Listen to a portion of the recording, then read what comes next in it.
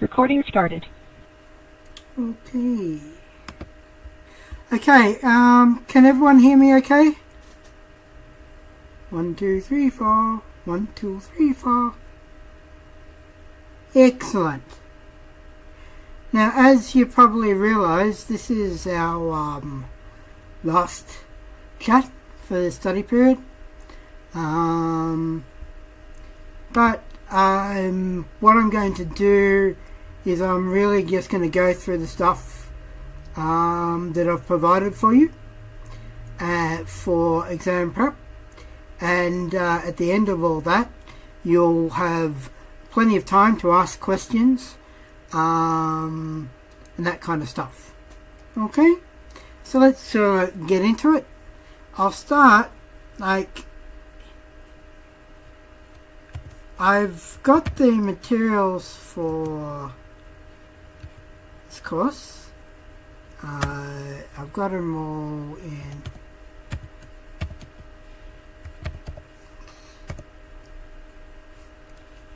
If we just jump into shared exam. Okay, so one thing you can do to work with this stuff is just if I using your whatever program you use to copy stuff. Let's just SCP, so your student ID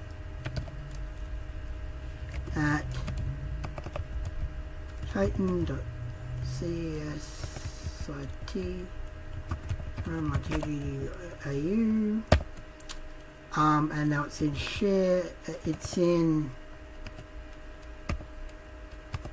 E70949 shared exam, and you might copy it somewhere like PIC exam locally.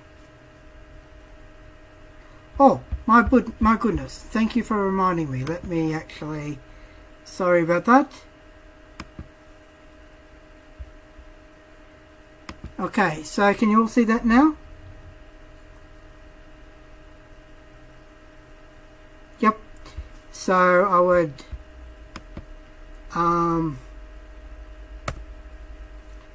this material is unlikely to change in the next week or two. In fact, I will bet my, well, life, I guess. One mistake I made here. I need -R because I'm copying a directory.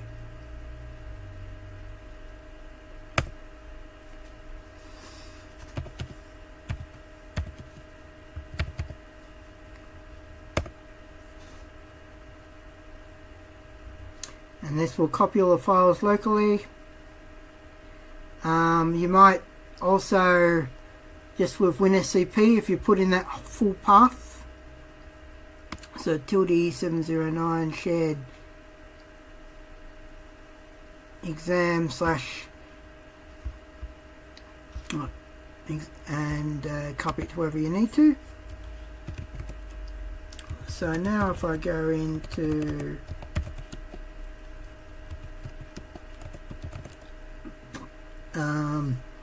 in here. Now, by the way, how did people end up going on the assignment? Get it in okay?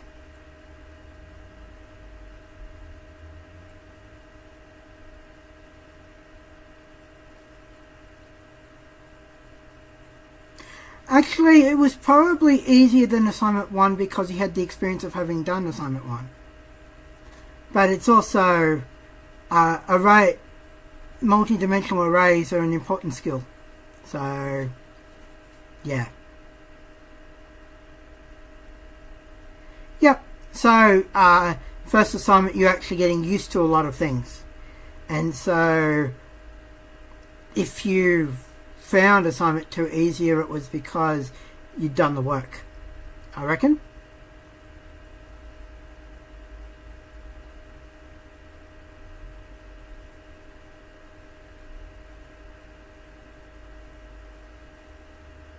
Think about how time consuming it would be without those tools. Yeah. So they actually help an incredible amount, and I find the more time people spend on that in the first assignment,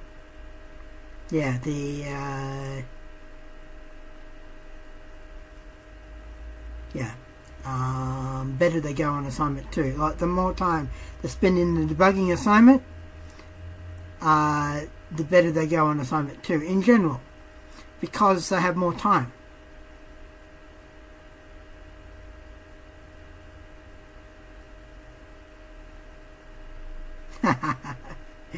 Well, that's I actually find that a lot of the time I press I when I'm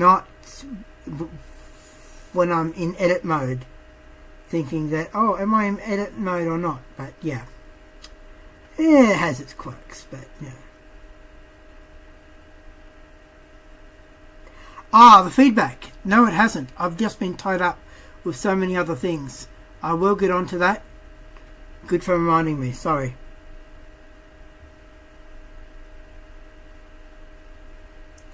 You get that next few days. Oh, sorry. It's got so much going on. Yeah. Oh well, so let's have a look at, let's start with the hints and preparation. Now this is 2012, but I actually have the modification dates for the time I just copied them. Okay. But I actually did update this not so long ago, so it actually is relevant to this study period, not 2012, and I'll rename that so I don't get those questions. So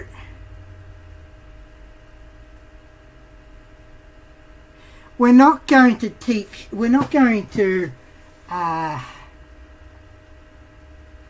go with the corner cases. Well, a little bit, but not too much. Most of it will in fact be the things that are core components to the language, but I'm interested in how much you understand how things work. So that's a big part of how I write my exams. So okay, let's start then looking at something like generics certainly are. Yes. I think I've mentioned that before, but okay, that's wrong then.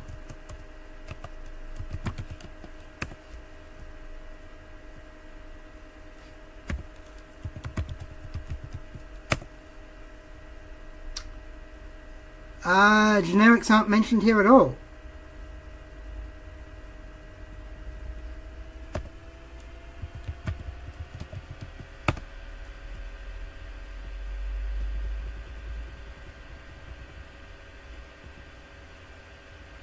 The following topics will be examined: data types and operators,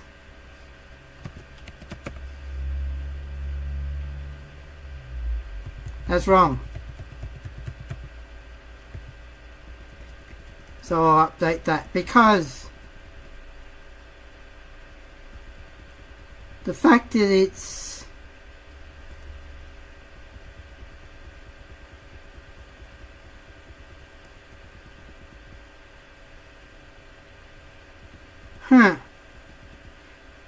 also up here it talks about, okay, I need to review this, but let's just get down as much as possible.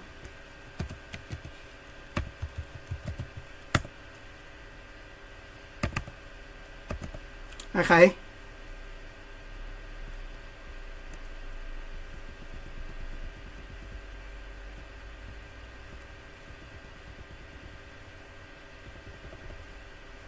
It also talks about recursion down below, so yeah, I could have reviewed this a bit better, sorry. So, but I will, let's see. So let's not get off track. So there'll be a front page, so let's have a look at that front page, hey?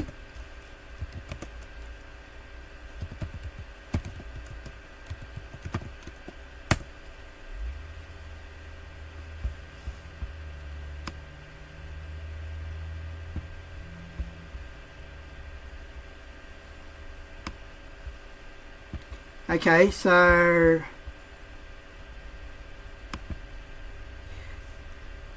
two-hour exam, 10-minute reading time.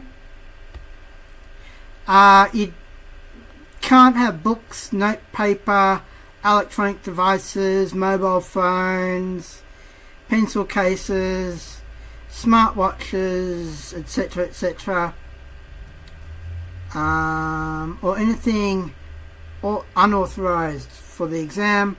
And for the purpose of this exam, pens and pencils are basically it. I would rather you not actually write in pencil. It makes it harder for me to mark.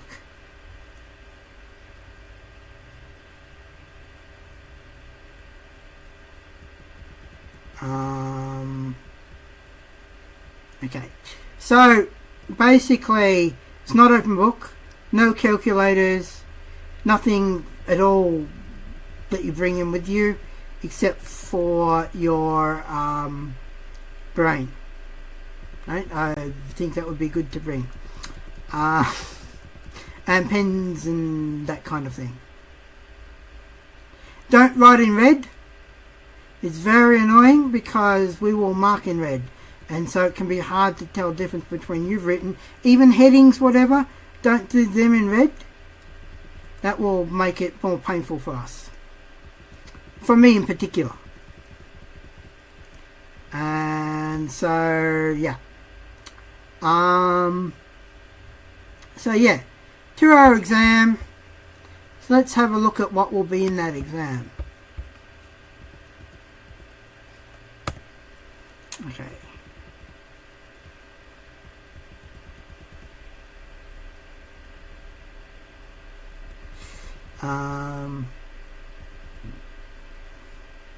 Well, we will provide you. That's everybody. Like, computer science students don't know how to hold a pen. That's the thing that I've come to the conclusion of. So don't worry about that. But try to present as well as you can, but you're on a timeline. You got 2 hours.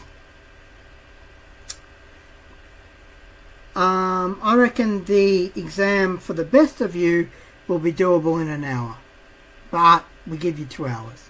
Okay.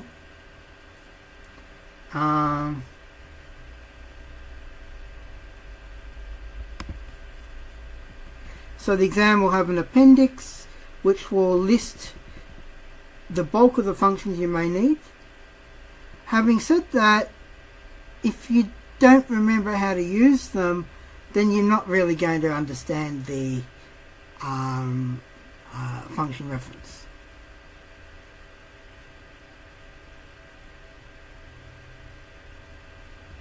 Yeah.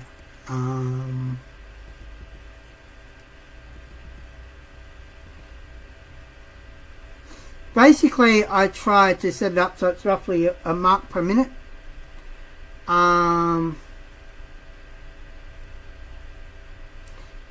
So that gives you a bit of a guide of how much time you should be spending on things at a maximum.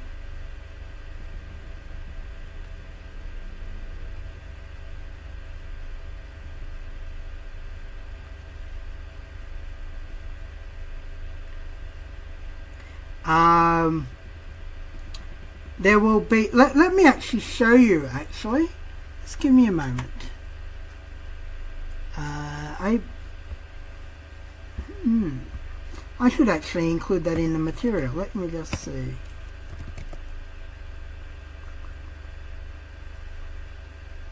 I haven't. I should. Just give me a moment.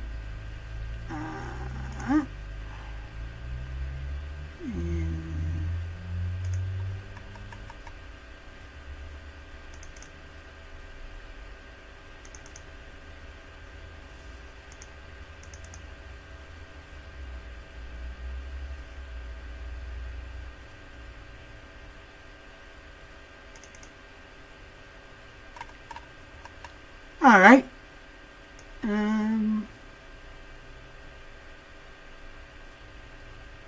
Oh yeah, let's do that. So if I have a look here,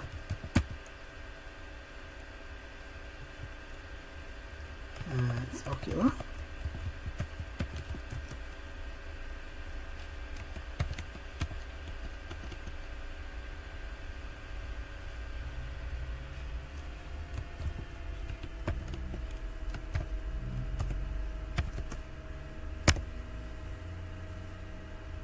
Rightio. This was the exam for study period 4, 2016, so 2 study periods ago. And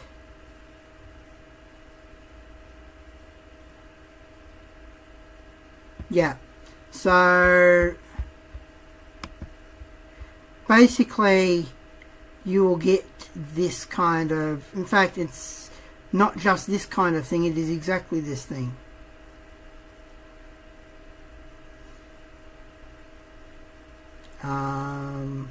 Attached to the exam. So, but if you don't actually understand your C, then this may or may not be useful. There's a short listing of some of the functions that you might need. Righty?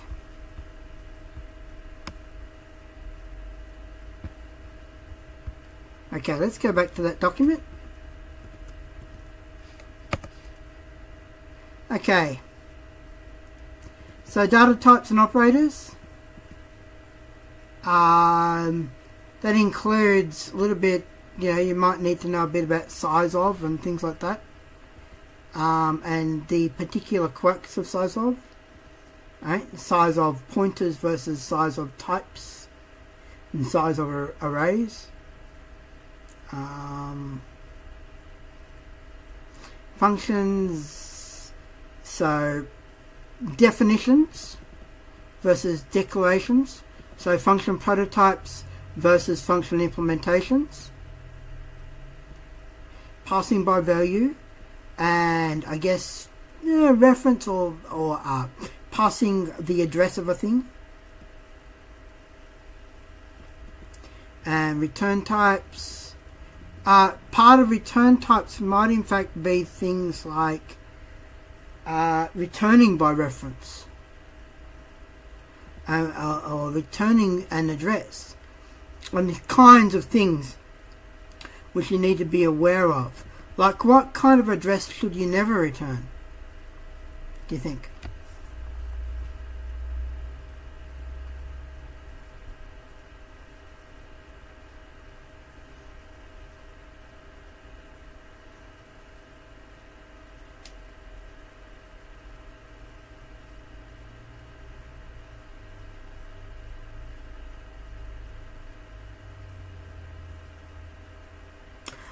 No, it's more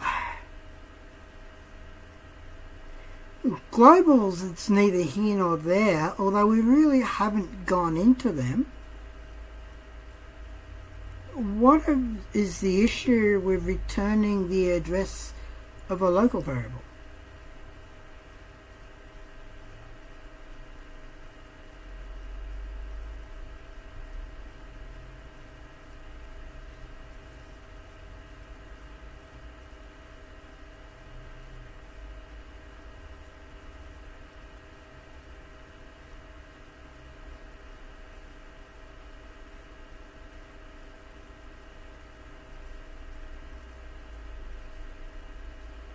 Well, it simply gets reused. So let me just show you an example of that, right? If we got something like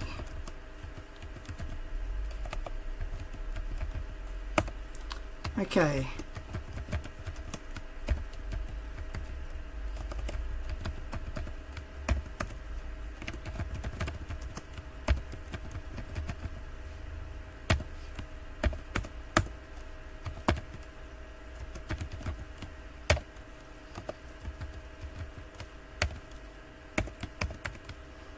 Okay, we've got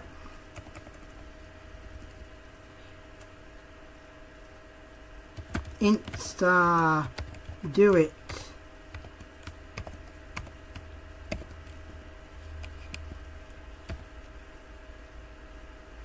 int I equals 5.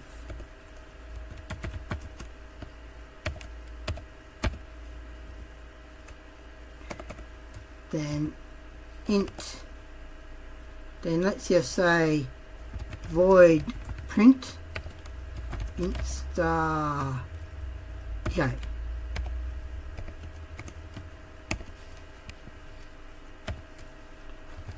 Printf %d star j.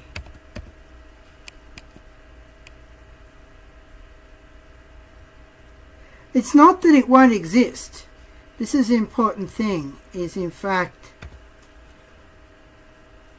int star I equals do it print I.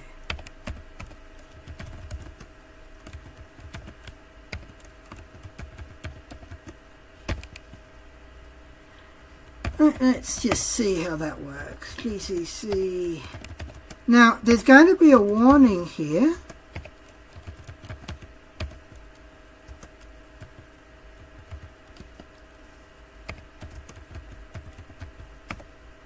And the warning is returns address of local variable.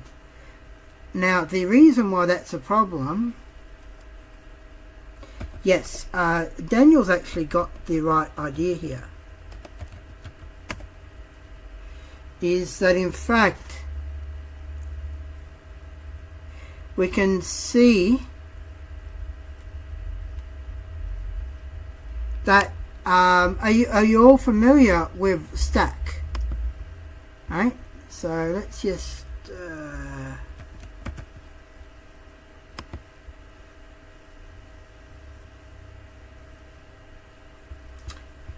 say this column here is my stack, right? And I just that column there.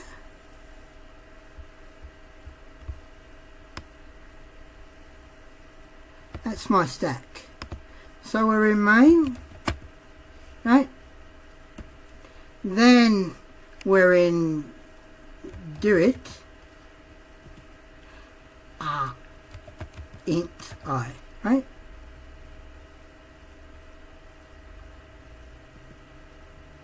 Then we return to main. And then we go into print.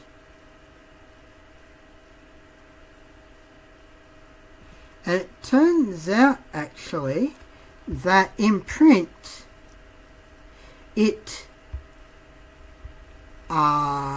we pass an argument in which is the address of I. Can you see what's happened? In fact, what happens is we pass into print the address of I here when we're calling print. So the issue is that we've overwritten the space that which we had referred to, and therefore the pointer is no longer valid, and it's got other guff in there, and so that's why my program crashes. Does that make sense?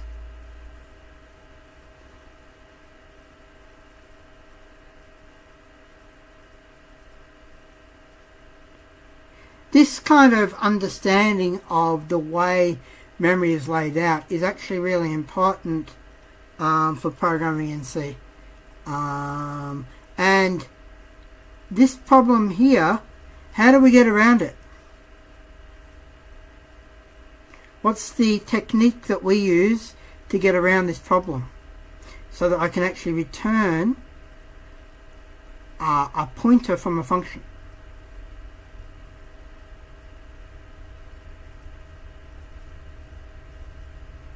I could do that. Yep, that is a way I could do it.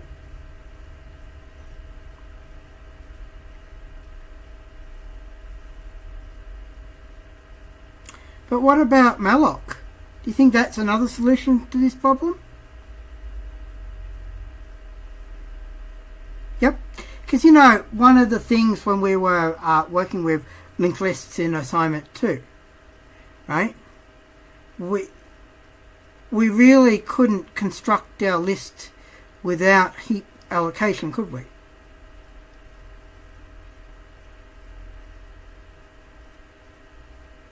That's right. So,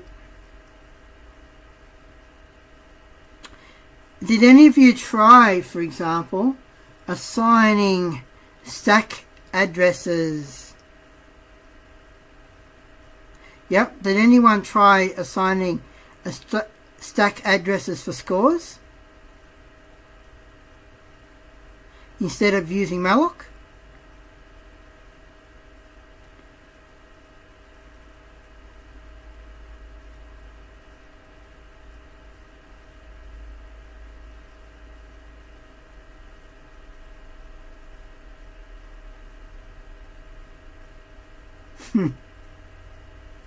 Yeah, it in fact would very much cause a segmentation fault for, well, actually, the other possibility is that all the scores would have the same value because they'd all point to the same score. That is the same variable on the stack. So when you updated that, it would update all the pointers. I've had that happen with my students before. Does everyone understand why that would happen?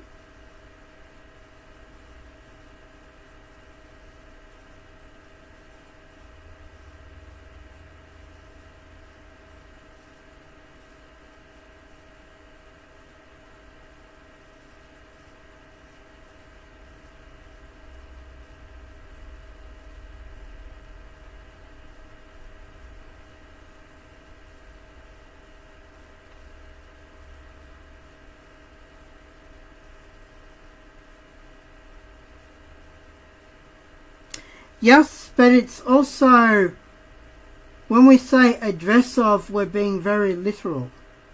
The address of this thing is the address of this thing and no other thing. Does that make sense?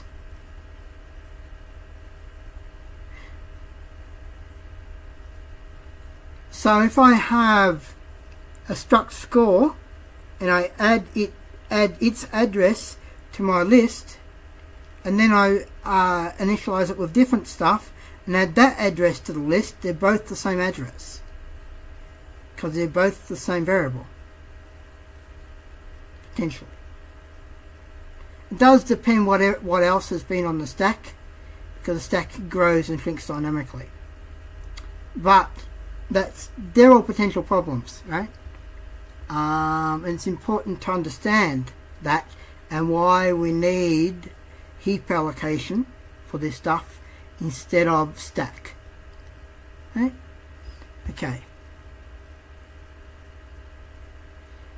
So let's go back to our discussion here.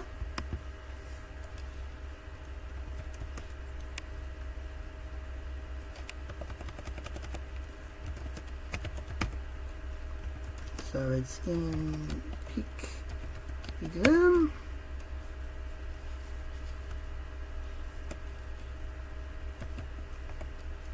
Right, let's go back into the hints and preparation. So storage classes, what are they? We didn't really talk about them in the tutorials, but it was certainly spoken about in the lectures.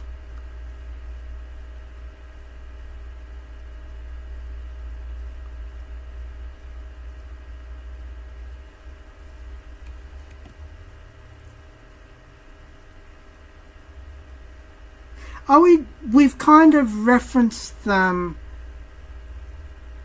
in kind of a sideline kind of way. So we had things like auto. What's that?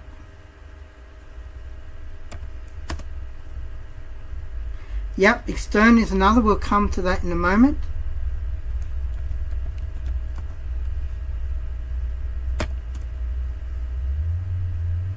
So yes, auto is a truly local variable. What it means,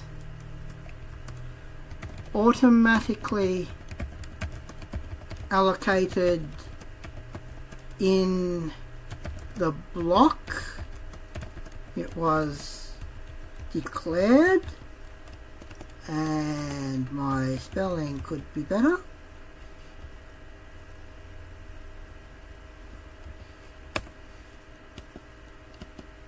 So automatically allocated in the block it was declared.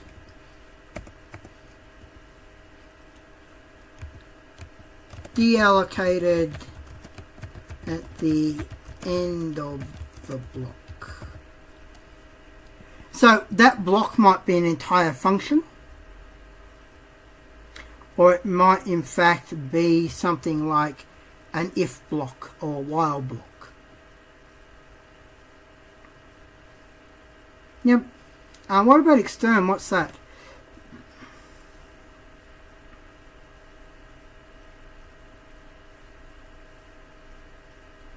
As a storage class.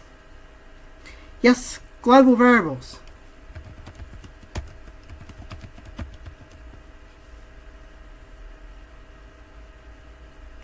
But not just global variables. What else has a storage class of extern?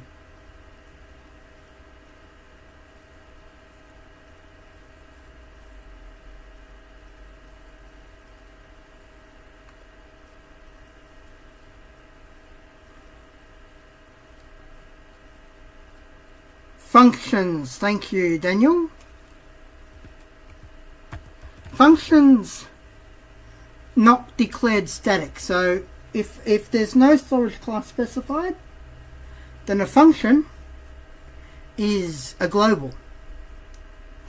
So how many copies of each extern object can there be?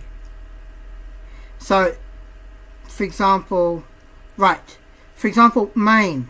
How many mains can I have?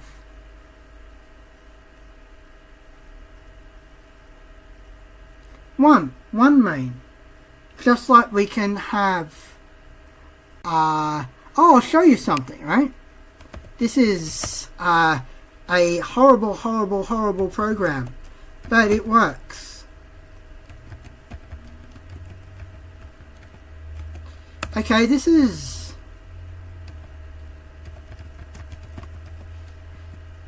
actually a program which will compile. Doesn't do anything.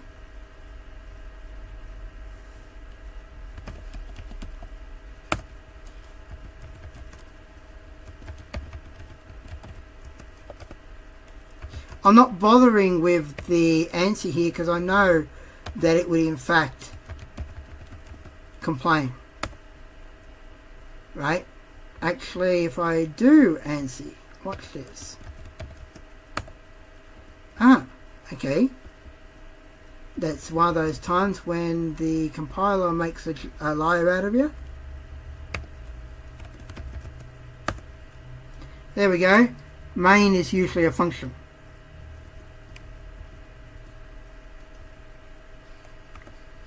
But it compiles.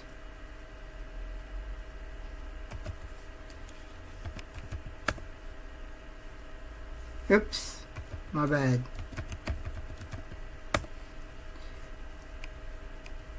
And the thing is that because there was a global main object, it compiled.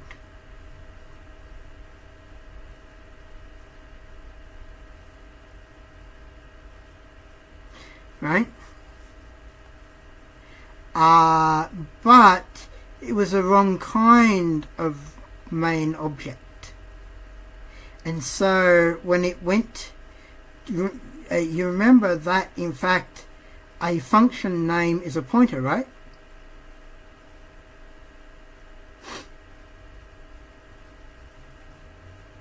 Right? So what happens in this program is that the runtime tries to dereference main to get to the bytes of binary code, and it points nowhere really. Now it could point anywhere, and so it crashes. But there is one global object called main, and that's a requirement for a program to compile. So because there is one global object called main, the compiler goes, okay, no worries. But if I did something like this,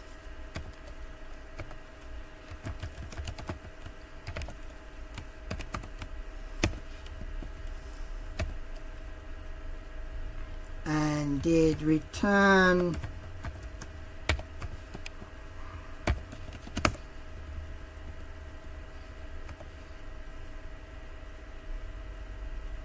so now it's complaining that there's a variable called main, and now there's a function called main, and it complains about the function, not the variable, because there can only be one global object called main.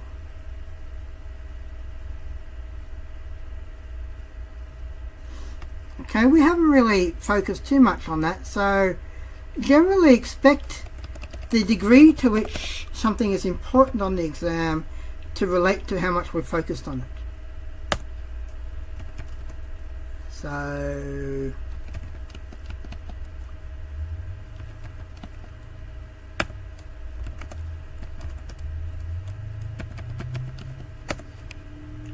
okay, and probably register. You remember what these folders were for? Yeah, we'll see when we get down to that point. But what are register variables for, you reckon? Yes, we allocate a register.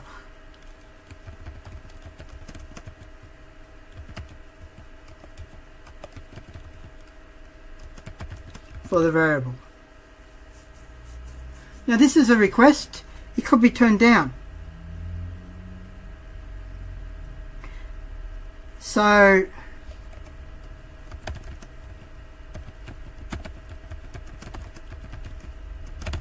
not guaranteed to get it.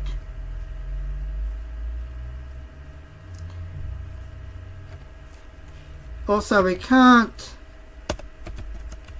take the address.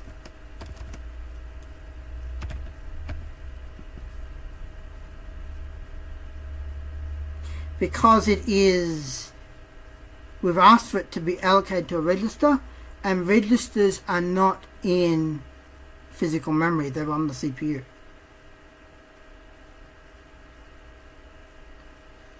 Yep.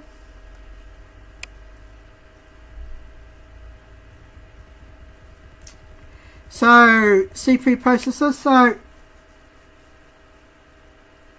if you're asked to write a program, then that means preprocessor directives as well. It doesn't just mean the C code.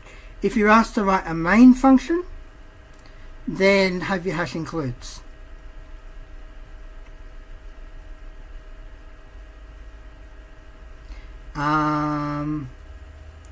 You are expected to understand and know command line arguments, so argc and argv.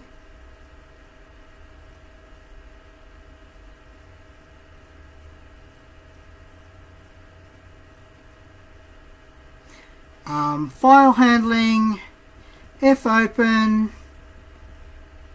Oh, one thing I left out of the storage class, an important one which we saw a few times, starts with S.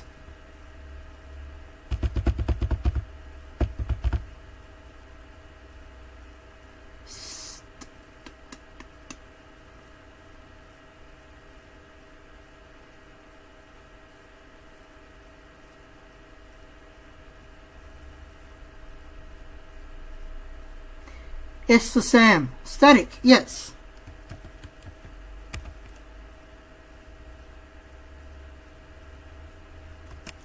So what's that mean?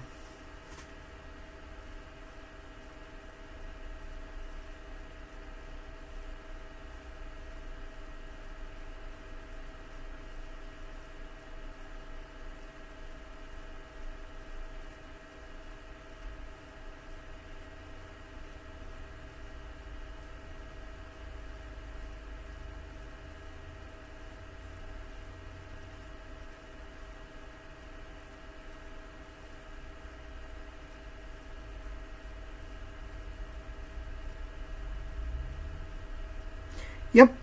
So static local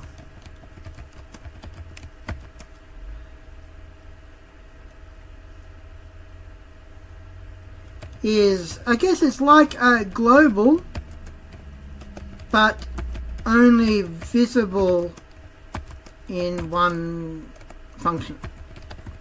So what do I mean by that? It has global lifetime.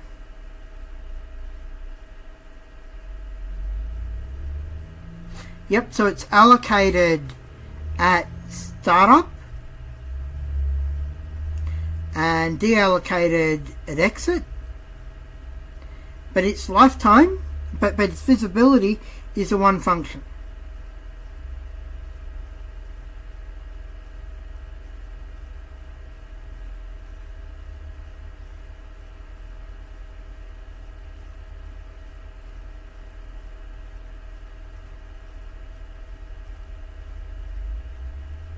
I'm glad you asked that, Daniel. If it's declared outside a function, or in fact for functions themselves, so a static, I guess we call it a static global, because that means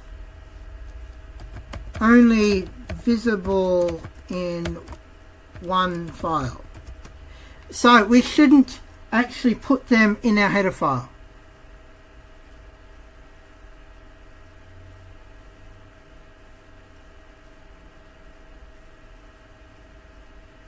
Right? And in fact,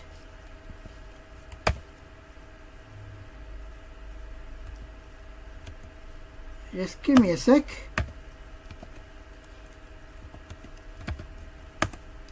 I'll just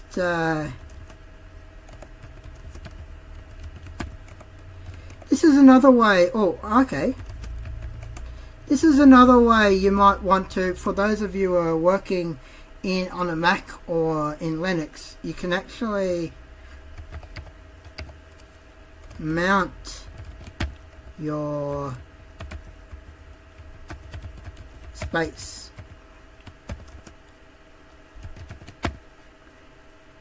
So I'm using something called SSHFS.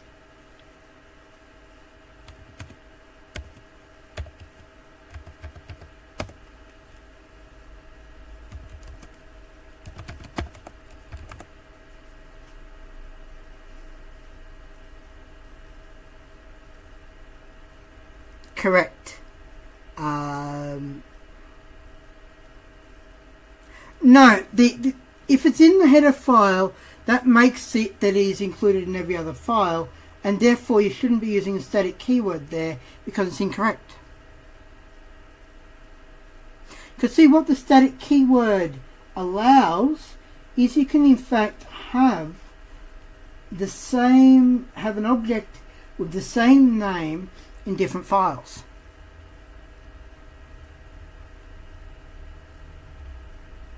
Right? So you can have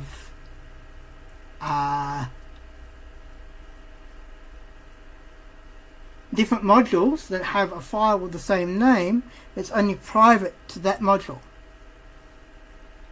So anyway,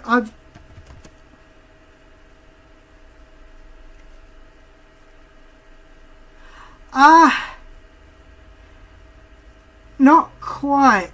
It's just got to do with how things are linked.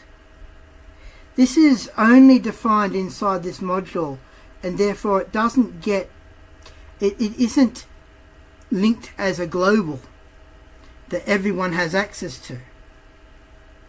is only in that one file.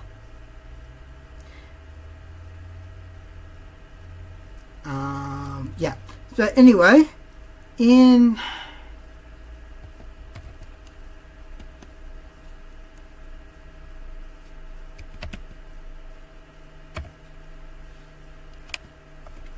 okay.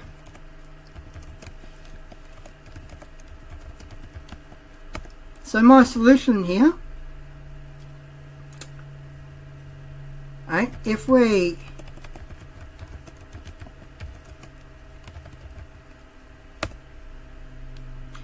you notice that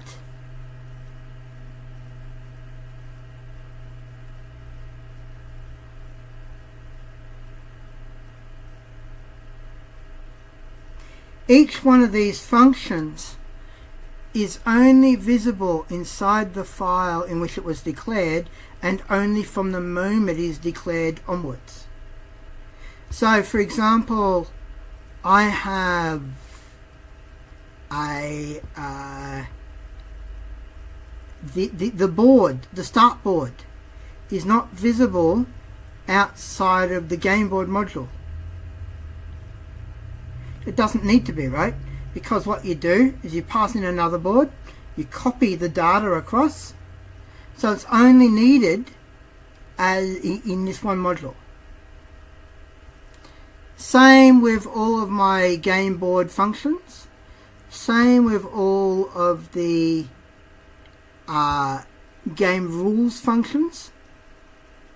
So there are some global game rules, but these functions that they call inside the game rules module are in fact private, or we would say static. Yeah. So you see, in the code that I have already provided to you, I have given you heaps of examples of static global objects.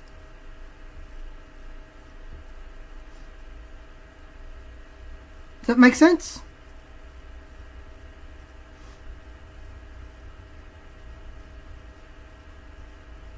Yep. I'll just keep that there. I might need it a bit later.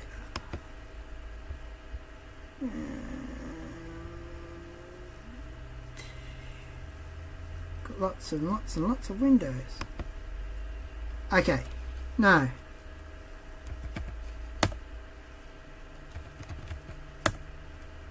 Rightio. So yeah, command line arguments. Now with the file handling, I expect people to know fopen, fclose and fgetS, and also I expect people to know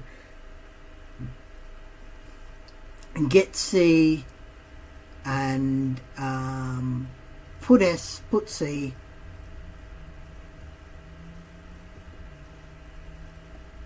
Fprintf, of course. Well, know how to use, yeah. Then we have stringcomp, struncomp, strulen, strucat, strucopy, struncopy, etc. I would say certainly strucomp, strulen, strucopy. Yeah, they'd be enough, because strucat you can actually implement using strucopy anyway. But so pointers, pointer arithmetic, so type-based pointer arithmetic. So looking at arrays and the array version versus the pointer version of the same, of what becomes the same assembly code, that is the same instruction. So for example, with arrays we might have something like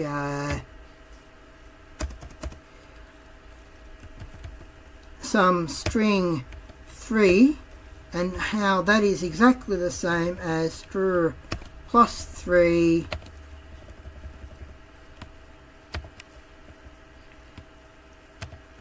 right, that they are the same thing. That in fact they become exactly the same instructions. That there is no difference in the code generated from either. It's just the first one is easier for you and me, and that's about it. Sometimes the second one is easier and more convenient.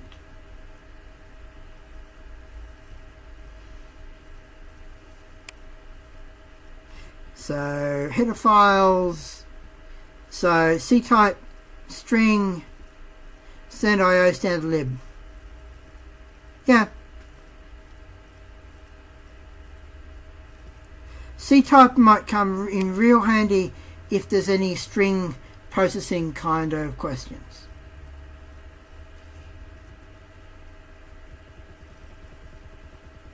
So structs and pointers to structs are structs on the stack, structs which you allocate with malloc,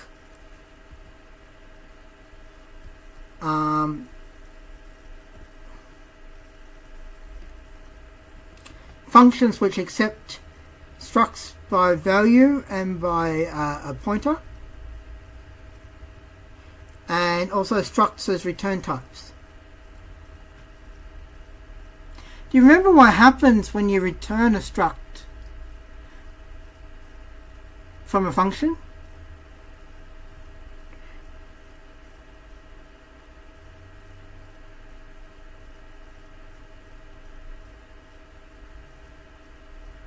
You all had to do this. Your reverse play game, our correctamundo, yes, it copies each element. So you remember we had in reverse play game there was a struct which had 2 pointers in it, yeah? The reverse play a pair, right? And if you, all you had to do was return that struct and it would copy those pointers. So wherever you assigned it would have a direct copy of whatever was in the struct before. Admittedly, because they were pointers, well, they still point at the same old things. But it returns a copy. It does it by copy. Same when you pass a struct by value, as it passes it by value, one element after another.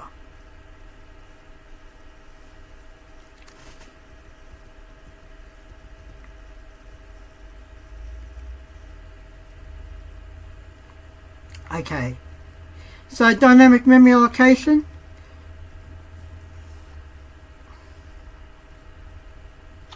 Of built-in or user-defined types, and in particular we're looking at linked lists, and in our case singly linked lists, so pointed to next and it pointed to the data in each node, and you've got a head node which points to the first node and so on. You are guaranteed to have a fairly substantial question on linked lists. So if you didn't manage to get that part done in your assignment, it's going to have a flow-on effect, so I would be studying up on that. So generics, definitely. Now, all of these things are potentially on the exam. Like, I can't fit all of them on the exam. I've only got 2 hours, and actually technically 1 hour, right, of stuff that I can examine you on.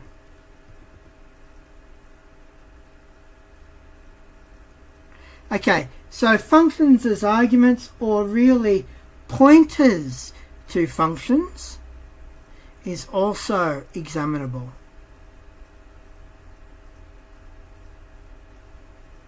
Right?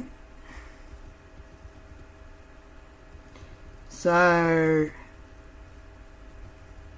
we're not going to look at unions or bit fields. We're not going to look at trees. We're not going to look at doubly linked lists. They're all interesting topics, but there's more than enough for us to go on.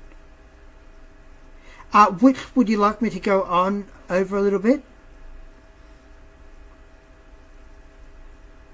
Okay. Sure.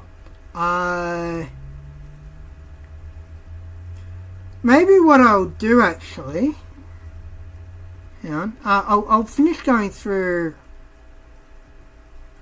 what's here about preparation.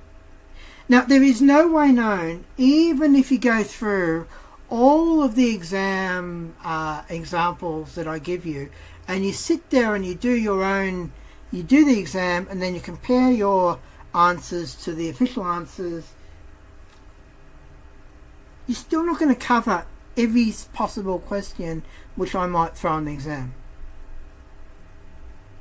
So actually, as well as doing the practice exams, just write up your own questions as well.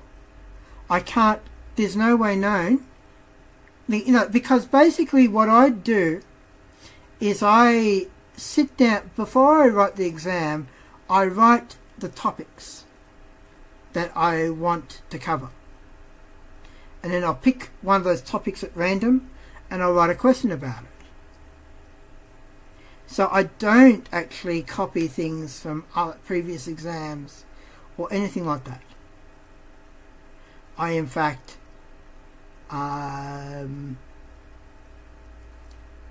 leave that open. That means that writing random questions on any of the topics, writing small programs, I think a really good example of that is doing things like going, okay, there's this common library function, string copy. How would I write my own version of that?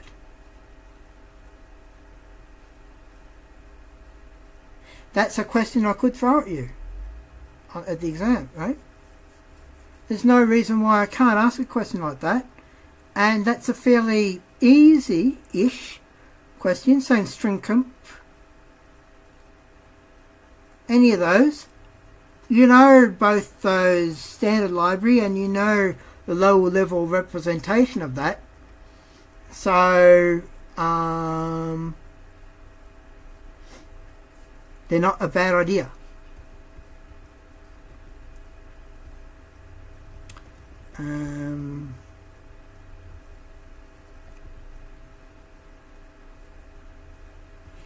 So yeah,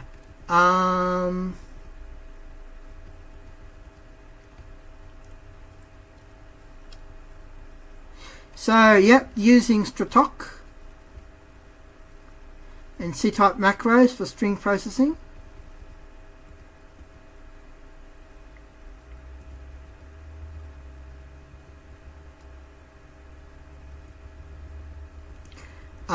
It's not a bad idea to have a look at functions which return pointers and how you would actually implement those. And in fact, if you have a look at my stradup function, that's an example of doing that very thing. And in fact, that's something which made its way into the C standard library with C99, so 20 odd years ago.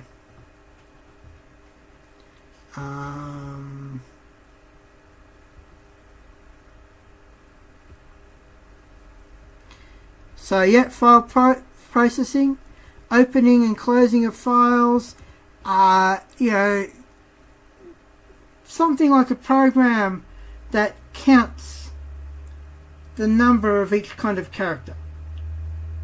So So the number of punctuation marks, the number of white space, the number of capital letters, lowercase letters, etc. Wouldn't be a bad program to write as a exam prep.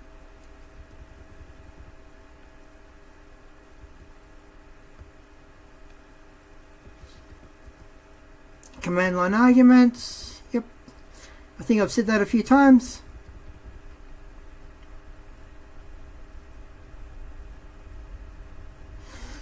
Now, the linked list question on the exam will be worth 40 marks.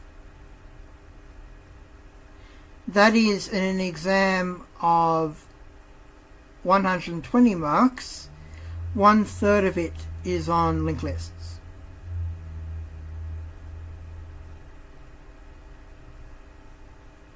Right, so that's essentially the weighting. Now,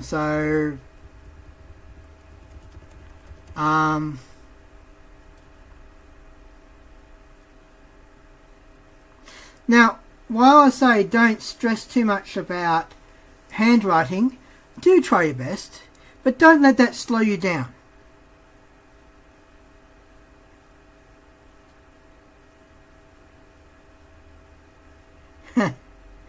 Well, thinking like that is not how people pass, actually.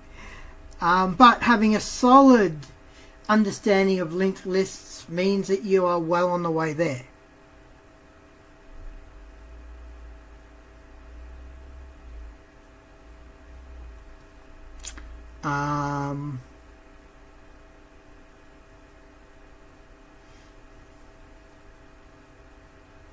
So write down your solution. Time yourself. You want to get under the so for example, for a linked list kind of question, you want to get under the 40 minutes.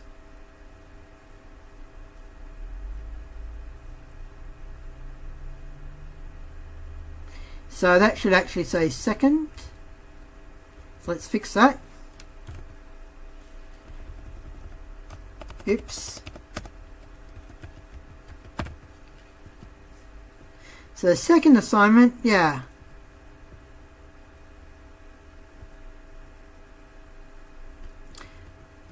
I most of the time pull questions out of my imagination rather than out of things you might have seen before. But it's often based on something that you've seen. I tend to like to ask questions which I know are common struggling points, because they're the things that I've also emphasized.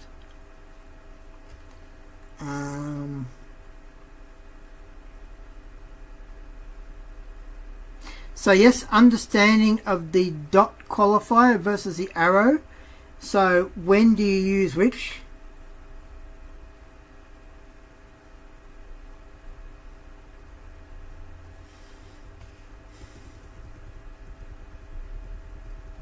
So if you're using a textbook, you can review those kinds of questions, but probably there's more than enough in the tutes and labs. With the tutorial material, demonstrations, etc., etc. So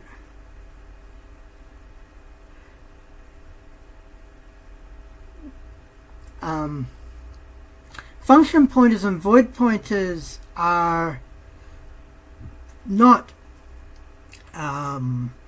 well, they're worth 15 marks in an exam worth 120. So they are worth something, but I would they're worth something, but I feel that they aren't overweighted. Yeah. So here's the breakdown.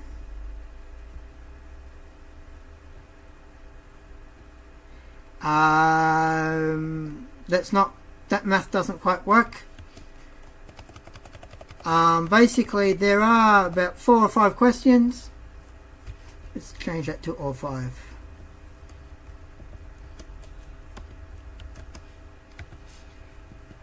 And these questions are the ones which trip people up. Because they really dig into the theory. Now, it's traditional for that first section of the exam to be like multiple choice or something like that. We won't do that here.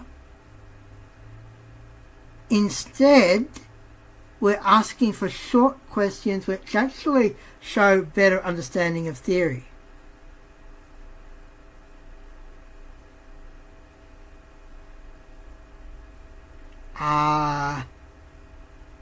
And I'll show you what I mean about that in just a moment.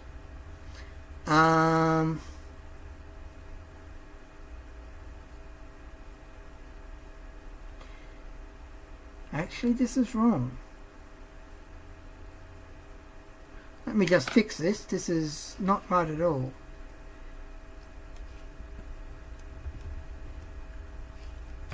Okay. Question 2.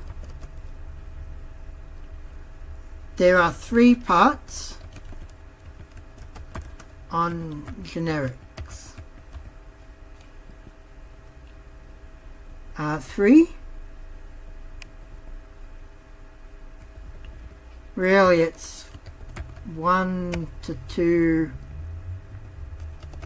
parts, and it's worth 40 marks. And so that will be something around IO or that kind of thing. And just hang on a sec. Let me just fix this up.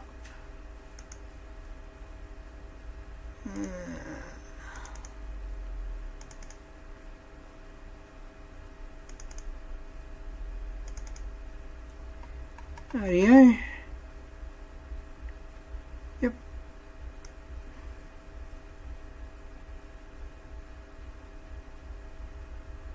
Okay, question 3.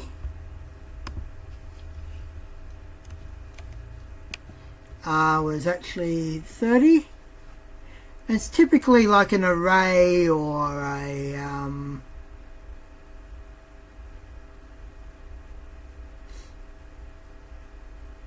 yes. I will state that explicitly.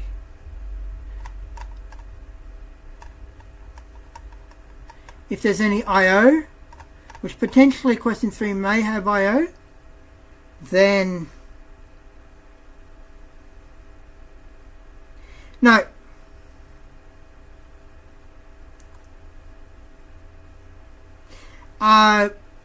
If there's IO, it will be file IO.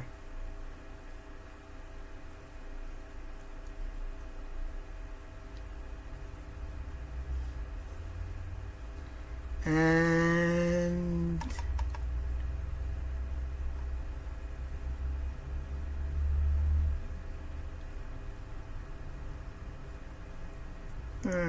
so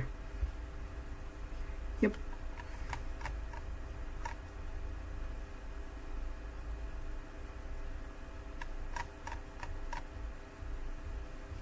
That's 15 marks.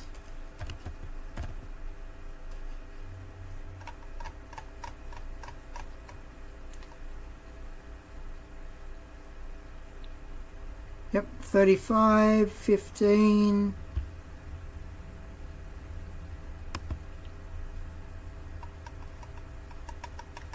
And 30 and 40.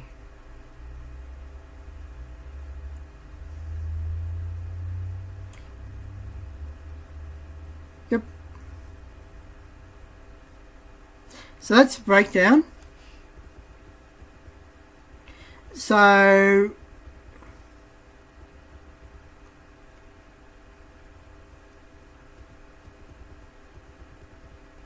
Question 4 will be a linked list.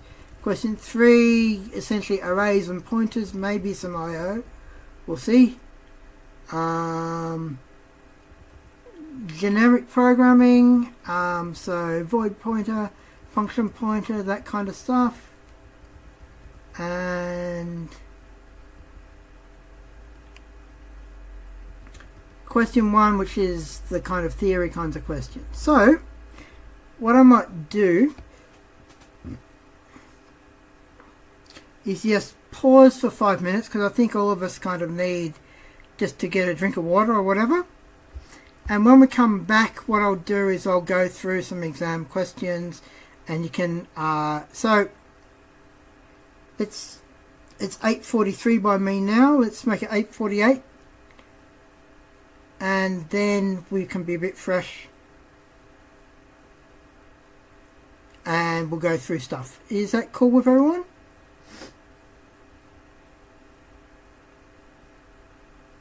Yep. Okay, so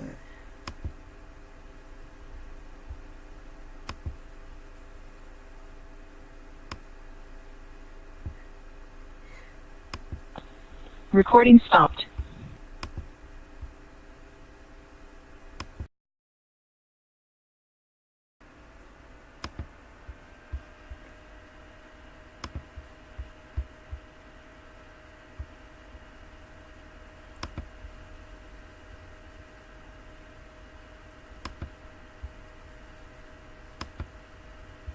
okay, so let's actually have a look at some previous exams.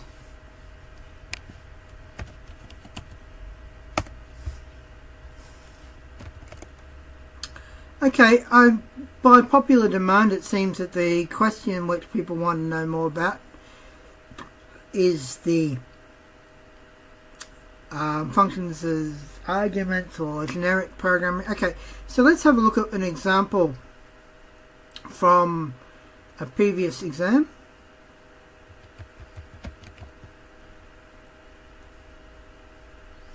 And we'll look at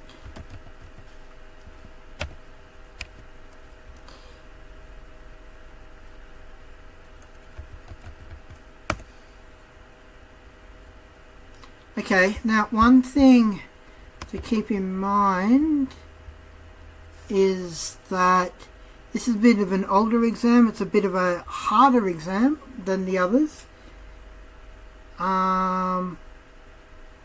So just keep that in mind. But the reason why I've included it is because there's actually a question on generic programming. So I've got this, I want you to write a function called iterate, to iterate over any type of array. The function should use the passed in function pointer called alter to perform some operation on each element of the array. Right? So then write two functions to be passed into the function you've defined above, and one should add 5 onto an integer and the other should add 5 onto a double.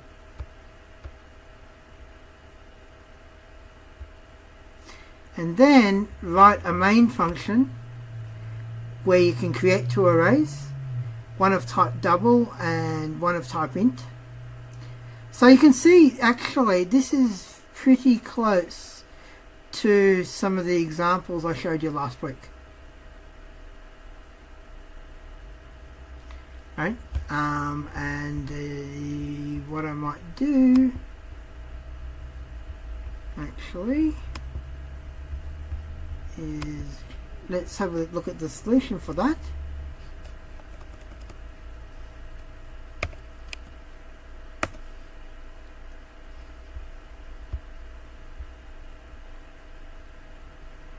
And so here, this is my solution for iterate.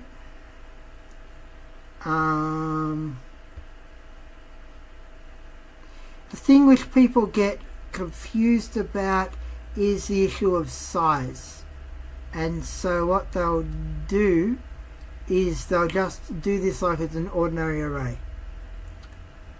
It is, but we can't use array like syntax here. We have to use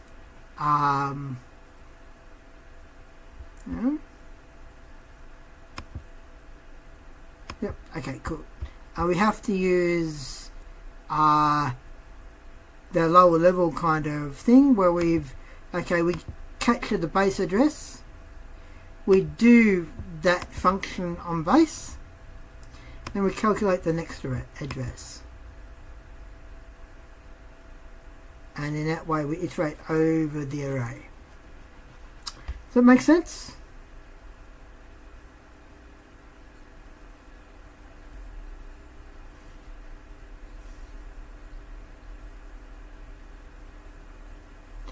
And in fact, this is worth a lot more marks in this particular exam than than it will be in your exam. In fact, it was double here what it will be worth in your exam. Sure. So how big is a chart?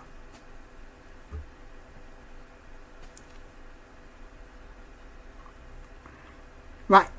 Now, pointer arithmetic in C, yeah, that's bits. No, it's 8 bits, but size of returns 1.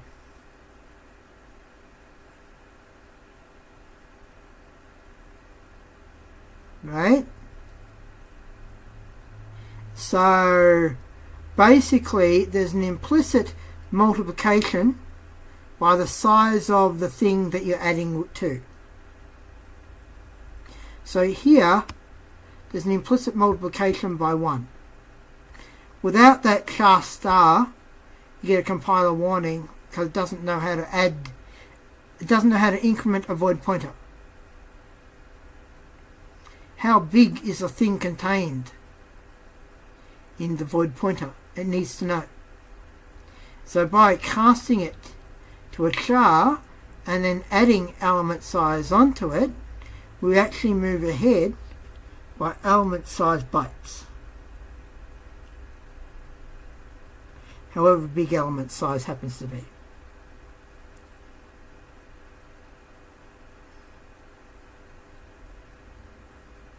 Okay? And then I've got 2 functions that I've implemented to be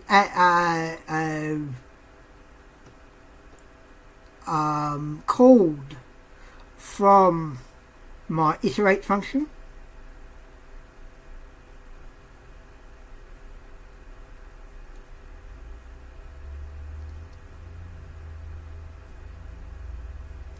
Yeah.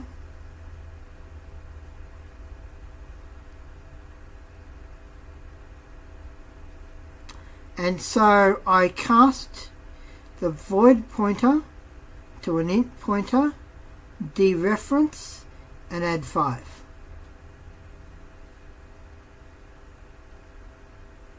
Why do I need to cast to an int pointer? Because we don't know how big a void pointer is, and therefore how much space should I get back from a dereference. It is illegal to dereference a void pointer. And in fact, you see here that these 2 functions actually, when you dereference, it's a different size. So int 4 bytes, well, on our architecture 4 bytes, and double 8 bytes. Okay? So that's, and then I've got a 2 arrays. So this is this question. You're asked to declare an array of double and one of int, and then use the functions above to process the arrays.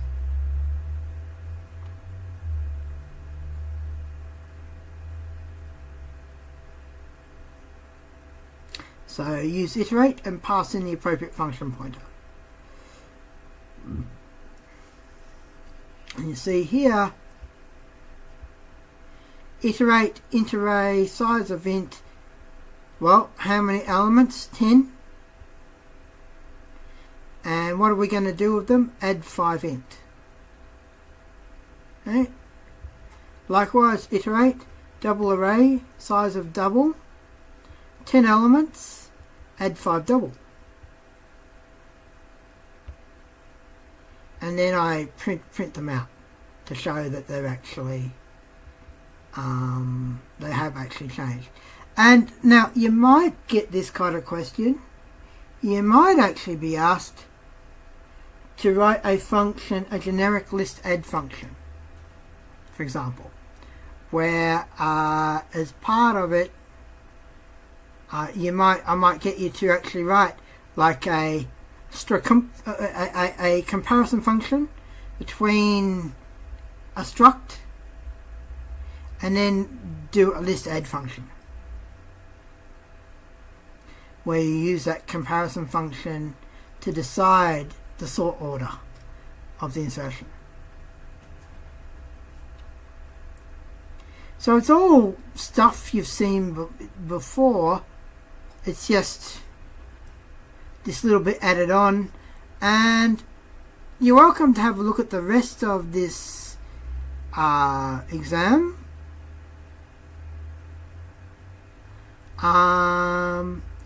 I would say that if you can do this exam, then you will find my current exam to be relatively easy.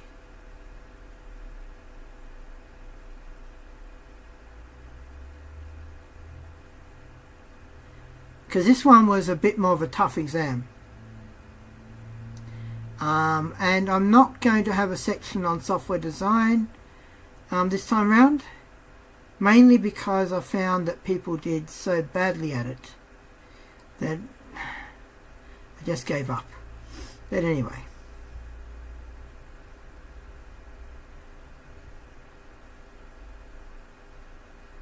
So here's another example of kind of a linked list question. So I've got this idea of this company, Perry's Pretty Pastries, is a pie maker. They've asked you to construct a program for the company that will allow users to enter the products they wish to purchase from a preloaded list of products. I like to write a little bit of a story to these things.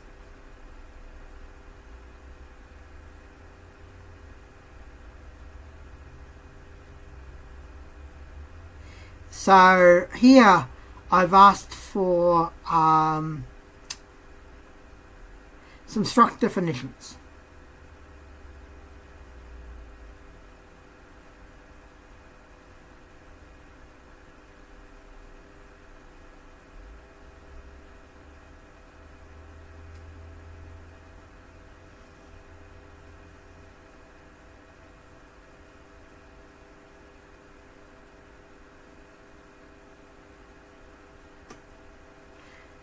So that would be an example of a linked list for storing some pie products.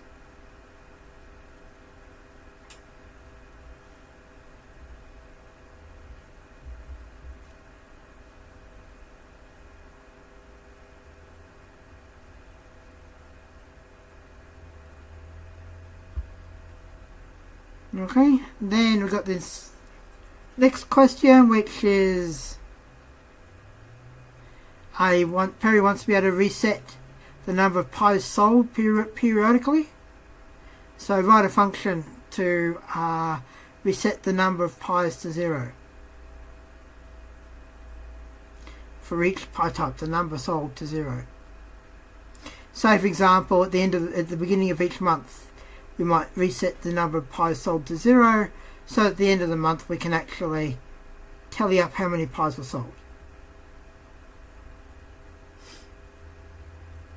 You see that part of my method is in fact to break up every question into a series of yes/no answers. Did you do this? Did you do that? So that everyone gets marked the same. Now, okay, this question here, number C, you can rely on the fact that I won't have anything this hard.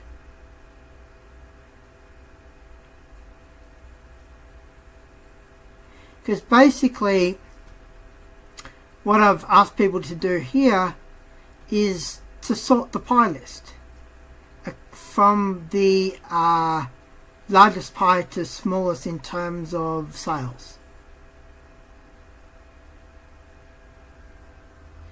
But that's actually, if you can do that, you can go to the top of the class, but I won't actually be doing anything quite that hard.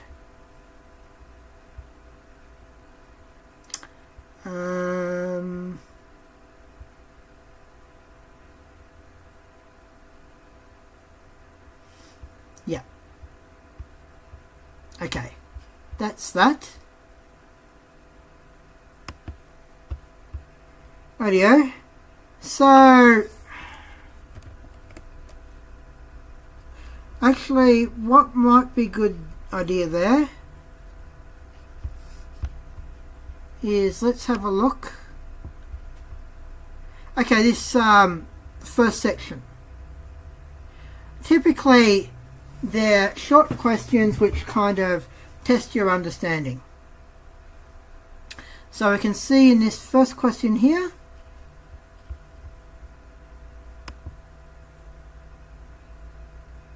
okay, you can see in this first question here that really I'm testing. Does anyone know what this is called? I've got a global variable and I've got a local variable, and they both have the same name.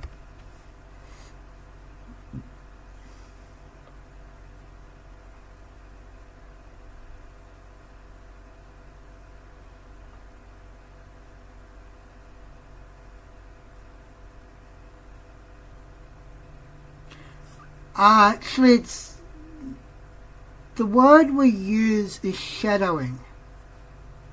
So the local variable shadows or hides the global one. And in fact, it's one of the warnings that you can actually get GCC to emit is if you're shadowing another variable with a W shadow. Correct. Good. I like when people are kind of answering my questions as I go. It's awesome. But anyway,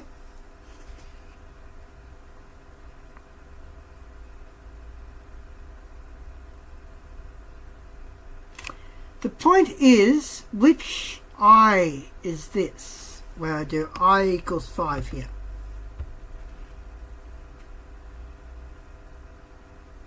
It's the local one. So I have actually set the local variable, right? And so therefore it is, what value do I get back from my call to do it?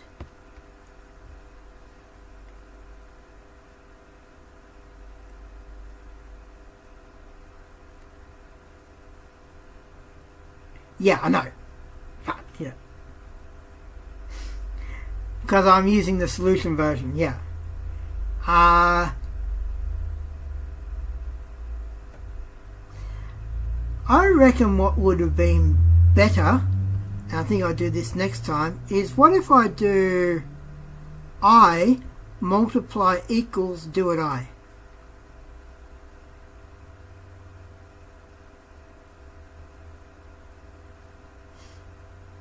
How will that change the answer?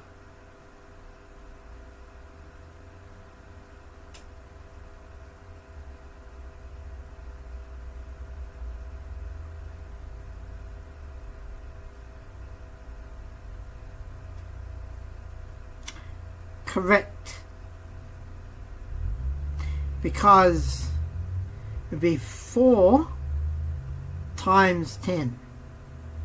So that makes it really different in terms of your understanding of I. Because if you thought the I in here changed this I, then that would change your answer. It'd be 50 then, right? So that's an example.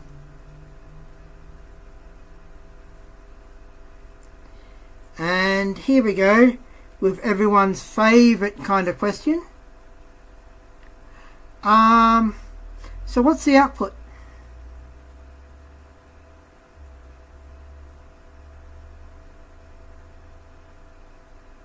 Yeah, that's also correct, Daniel. Absolutely.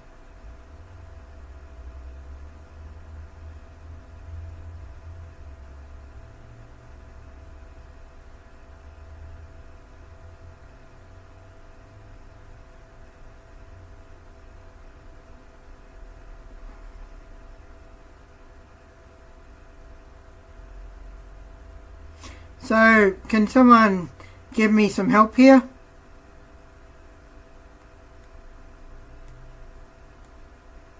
It's a bit of an evil question, isn't it?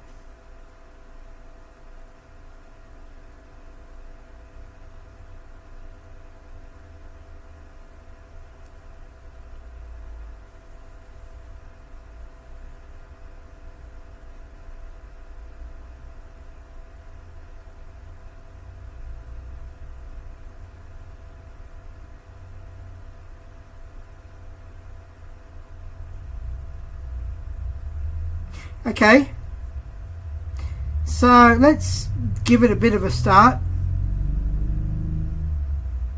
Message 4, you should be able to get that one easy.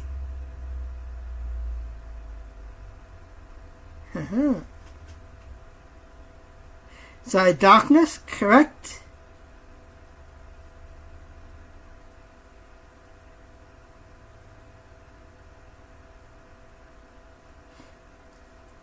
Then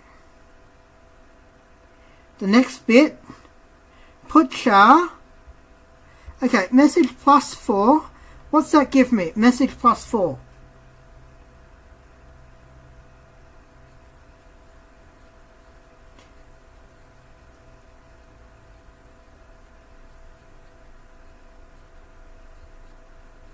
Well, it does, except for one thing. It's a two-dimensional array with which has in the first dimension one element, in the second dimension it has darkness. Do you understand what I'm saying?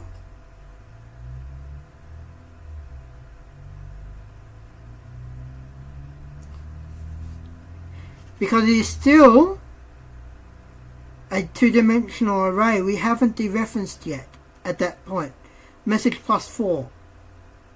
Now when we do the first dereference, we then get darkness. This matters. Alright? Then we add 3 to darkness. What do we get?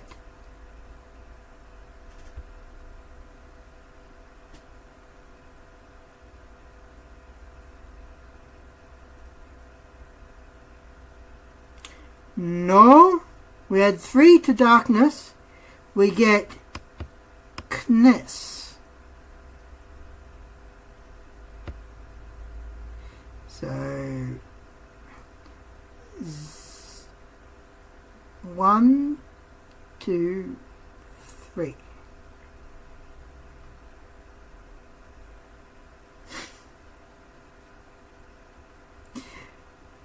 So kness. Then we dereference that and we get K. Right? Then we add 6. So what do we get?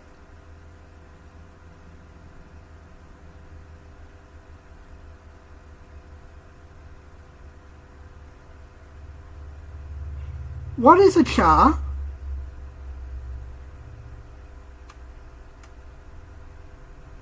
Can someone tell me what a char is?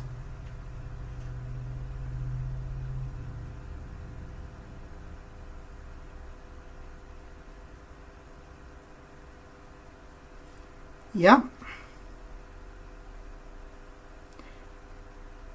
An 8-bit, well, it depends on the whether it's signed or not, but it is an 8-bit integer. Yep.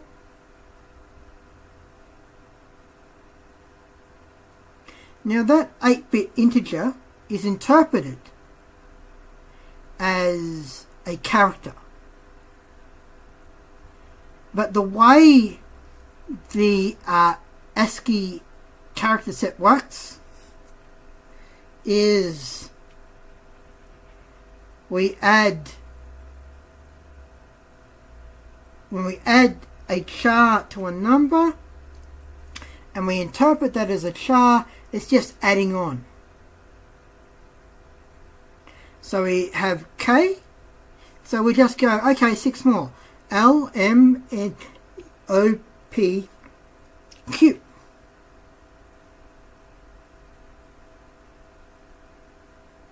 So we're adding on to K, we just count 6. That gives us the output.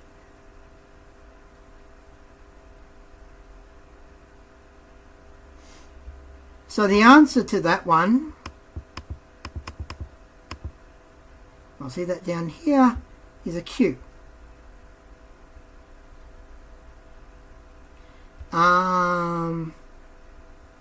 What about this next one? Message plus 2.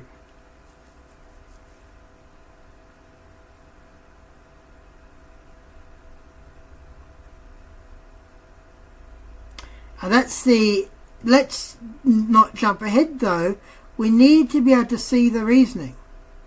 So what's message plus 2?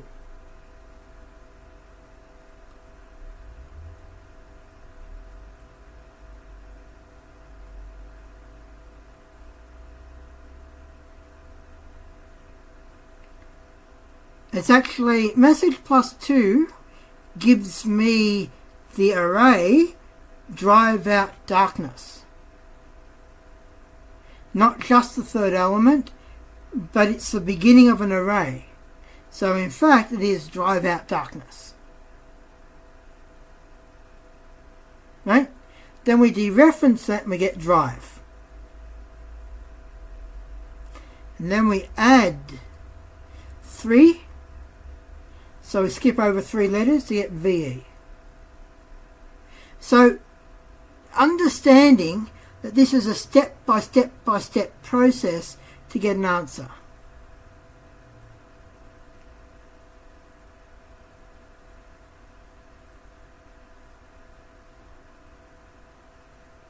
What about this one here? Put S, darkness plus 2.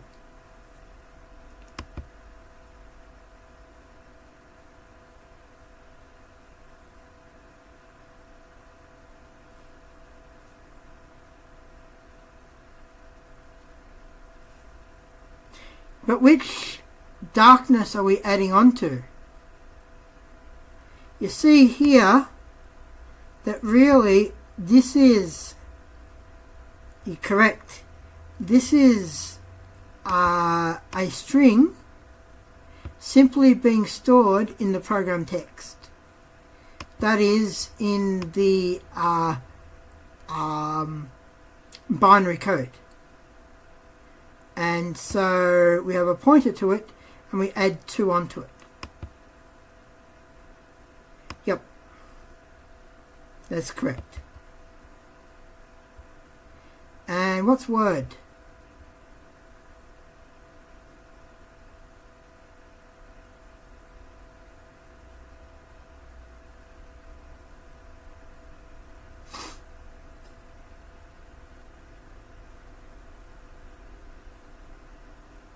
Well, at, because I add 3 onto it and dereference it, so the thing one of the hints here is the type of the thing on the left hand side.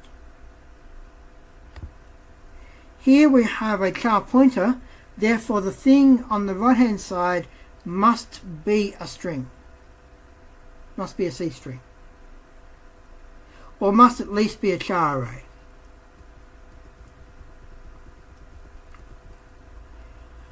And this was worth 5, and basically each mistake dropped down 1 mark. Now, I've kind of changed my policy on these kinds of questions. I would actually make that worth 10 marks now, because it's a lot of work for 5. So I'd make that 10, because I think that's a bit fairer.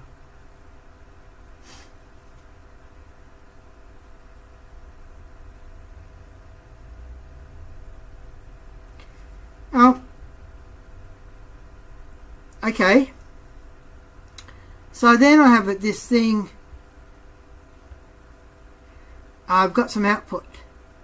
Undefined reference to do it. Now, what part of the compilation process raises undefined references?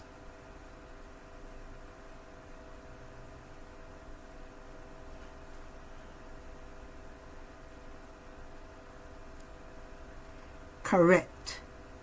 It's linking. And so what's the problem?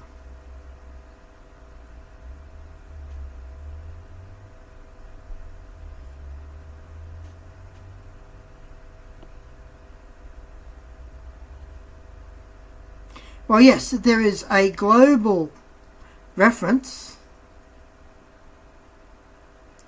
that cannot be resolved. It cannot be, doesn't point to any real thing. So in this case, if he just said that there was a global symbol that couldn't be resolved by the linker, that'd be good enough. But I know, because I wrote this thing, that there was a function that has been declared but not defined. That'd be fine as well.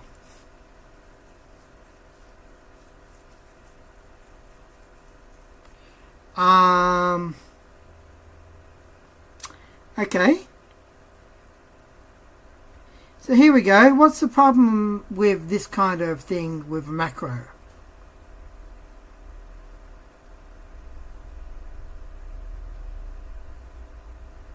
Right.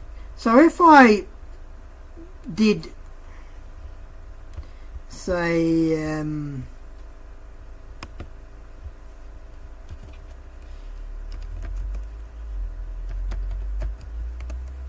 so if I did div 1 plus 3, will that work?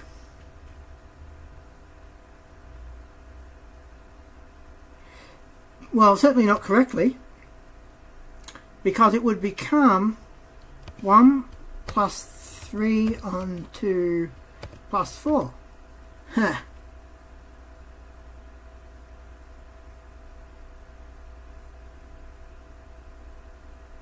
So yeah, the emoticons, how awesome they are. yeah, I got exactly what you meant. You mean like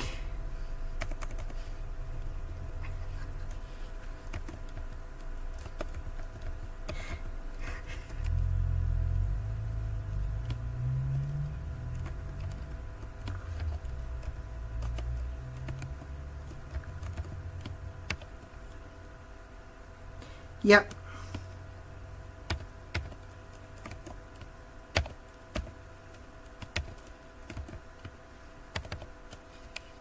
Yep, something like that.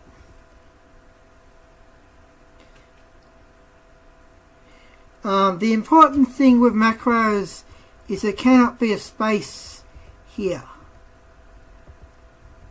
Can't be a space there, or it doesn't work. It throws a wobbly at you.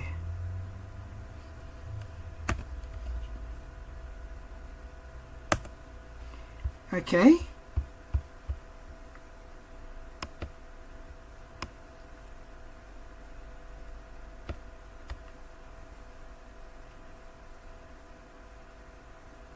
So what's the problem with the output here?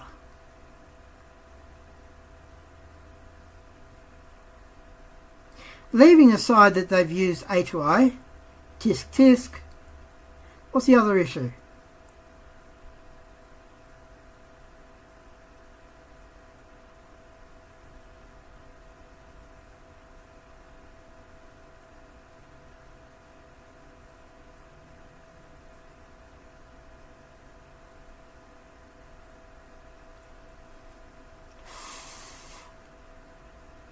How accurate is this going to be?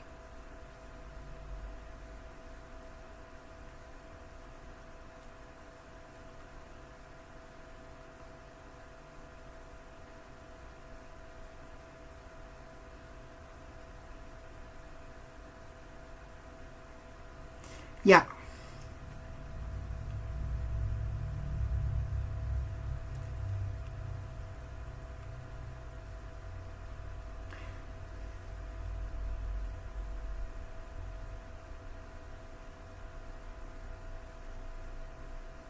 It'd get even worse if you defined kilometres as a double.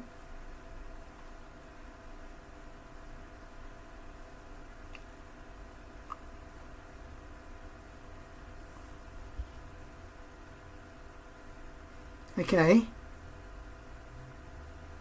So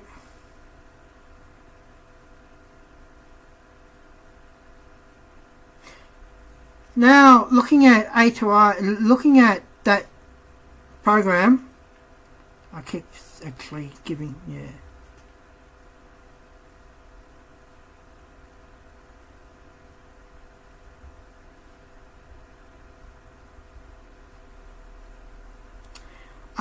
What issues are there with input validation?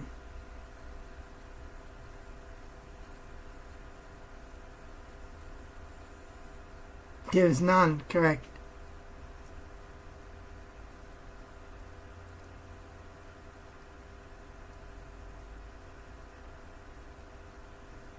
So here I would be expecting, people to point out that, well, A to I just returns a 0 on error. And it'll just ignore it.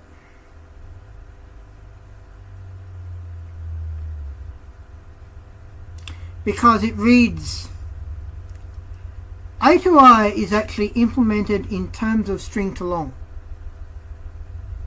So if you know when string to long will stop processing a string, you know when A to I will stop processing a string.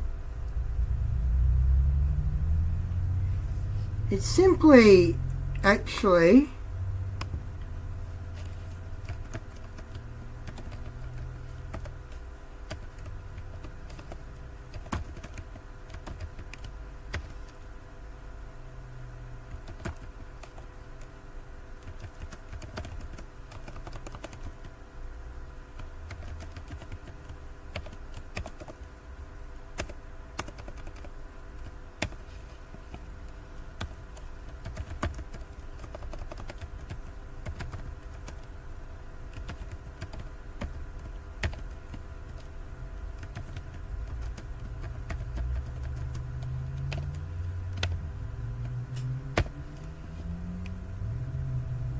so that's all A to I is.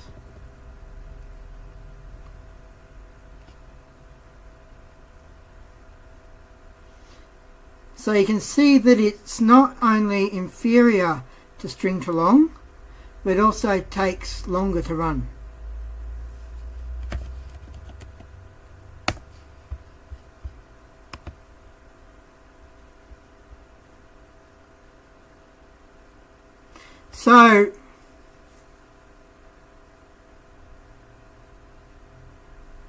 So providing a solution, in this case,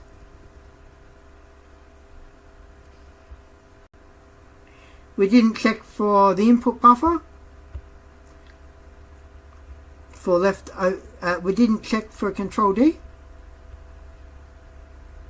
We did not validate that there's actually an int in the string. So for this question you would need to identify one of those things and then provide a solution. So for example, testing for null might be a solution. And the problem there is not checking for control D.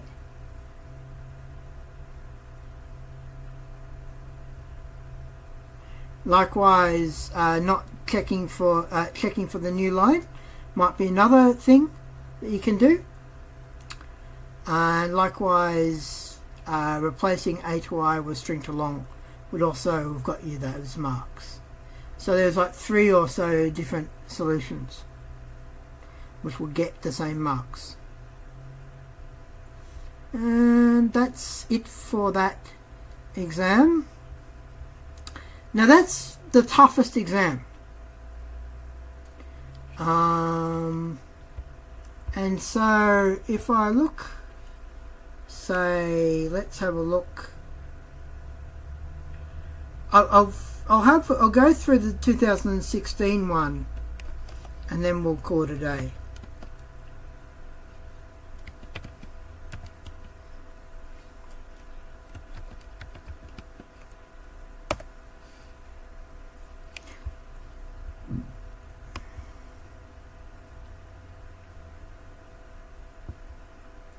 Okay, so let's scroll up the top. So you see that I kind of like these kinds of questions. They're guaranteed to be one of them. But this time you see it's worth 10 marks. So I've kind of mellowed a little bit, I guess.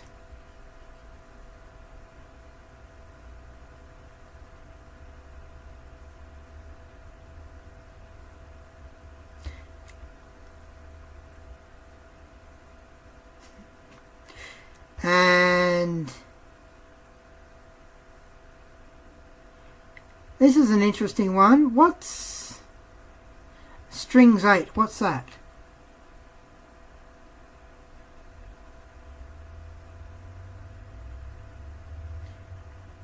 One, two, three, 4, 5, 6, 7, 8.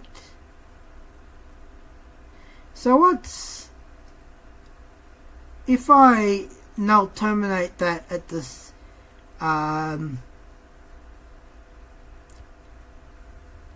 word 6, what do I get?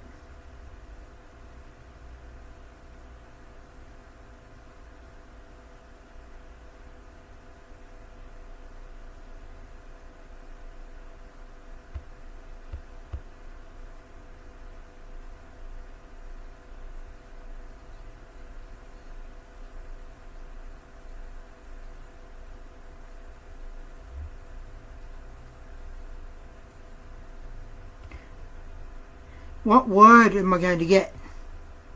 Stupid. Yep.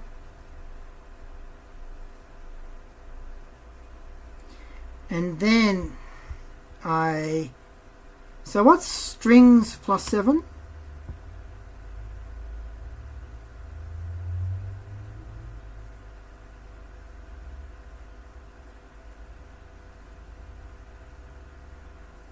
Right, so human. And then add 2. So dereference, then add 2.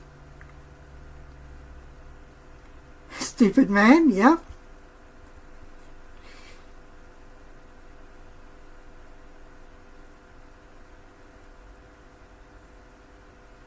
Okay, so now what's star strings? 2, right? So that's our first bit of actual output, right?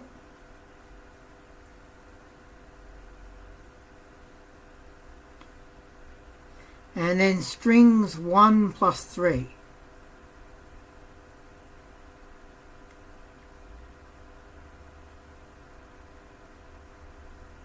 Yep, so strings 1 is things, then we add 3 onto it to get ngs.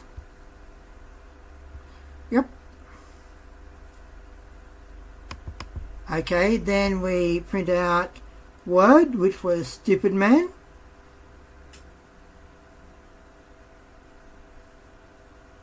Yep. Strings plus 3, dereference, then... So what's strings plus 3?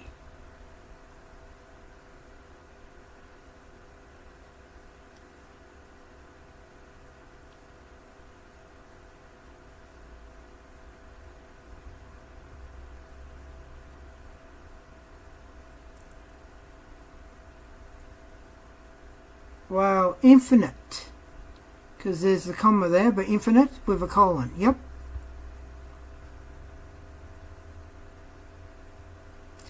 Dereference, then plus 4.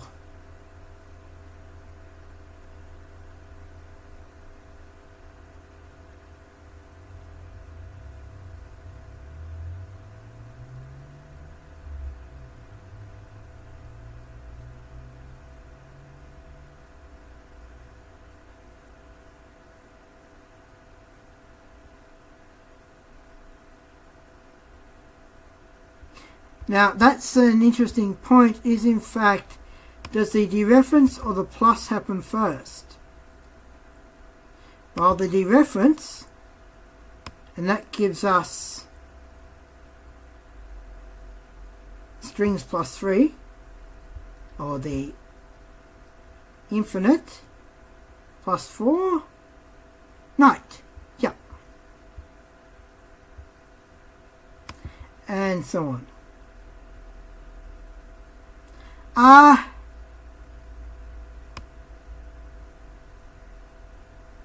In that case, yeah. Yep.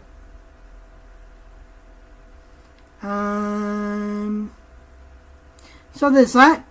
Now this B here is one of my favourite little problems, because people get it wrong all the time.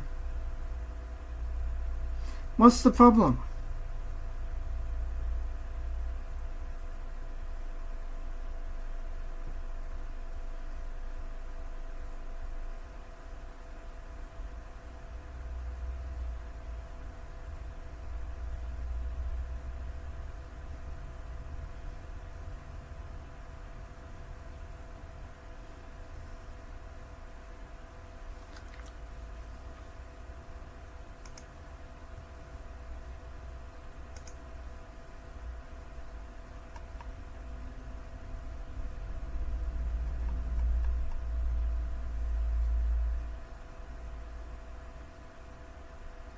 Yeah, but that's the right answer, Paul, but what's the question? Or what's the problem that that's the solution to?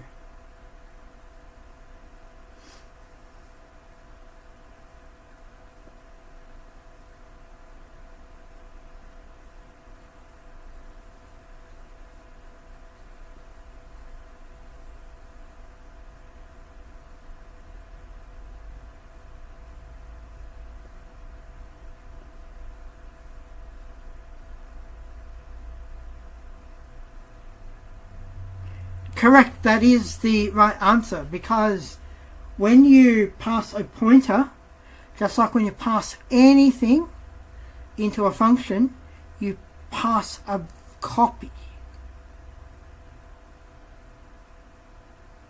And therefore, you either need to pass in a pointer to a pointer, or you need to find another way to return that value.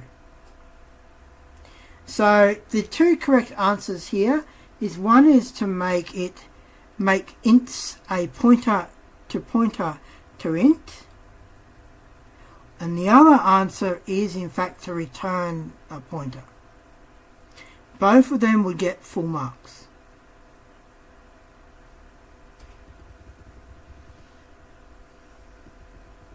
Okay, so okay, we have a error message from Belgrade.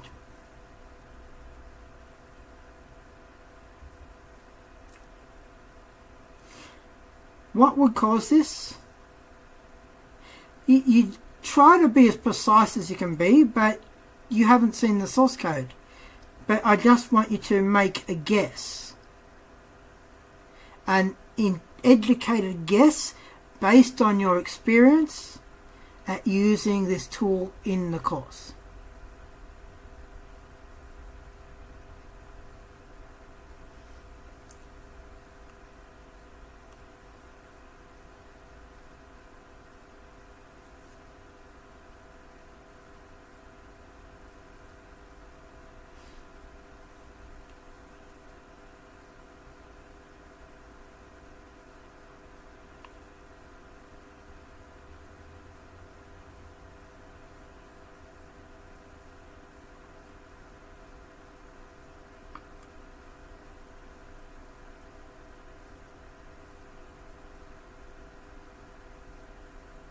Yeah, well,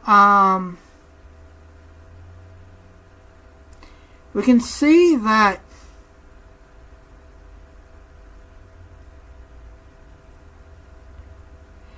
so the problem is that we have an uninitialized variable.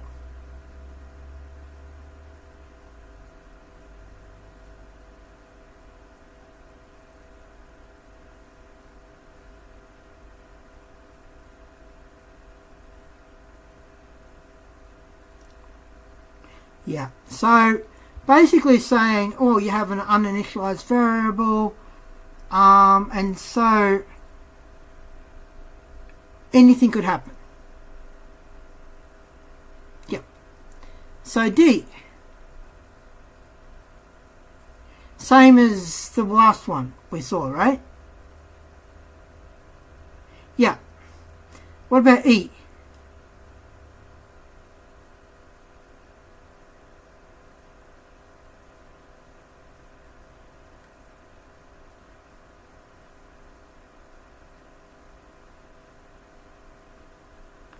This one's a bit deeper, isn't it?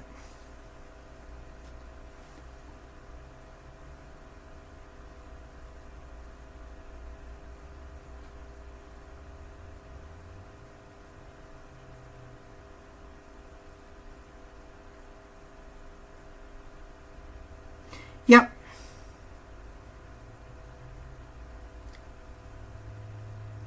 The actual error, the actual warning is about implicit conversion from int to pointer without a cast. Yeah. And as you say, the issue is that it will treat that 3 as a memory address.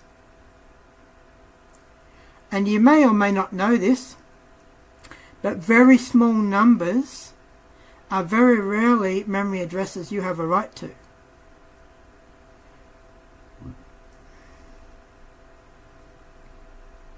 They are generally owned by the operating system and therefore will crash.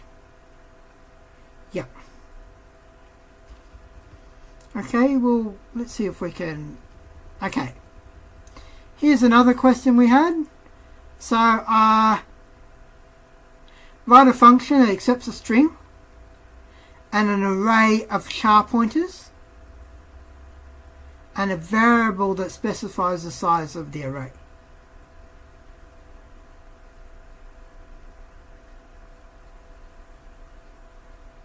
So you must malloc each of those pointers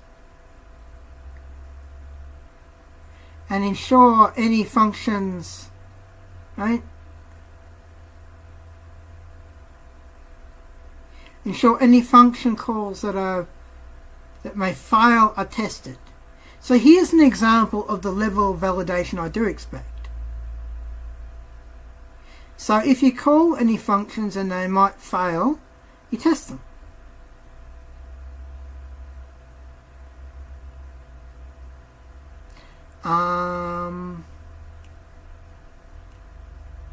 So if you allocate memory inside your functions and it's not going to be needed later, you free it. But no more than that.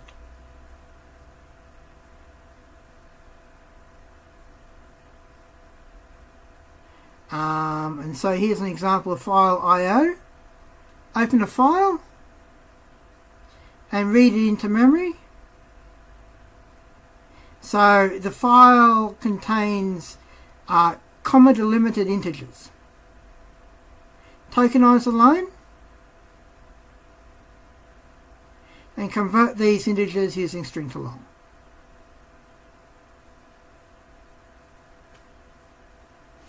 And then a linked list question. So this one was a bit shorter in terms of how much space the exam took up, but just as much effort, really.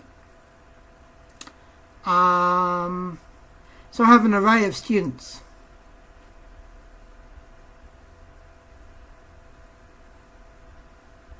I think this is the one I made a mistake on. Hang on.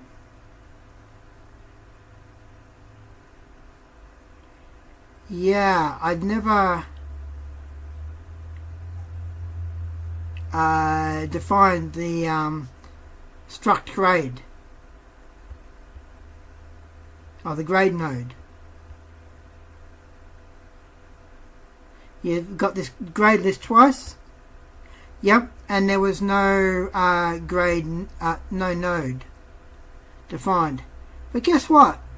Pretty much everyone picked up on the fact it was wrong and actually provided the struct node which was correct. So everyone got bonus marks, or got marks for doing that, because it was my fault.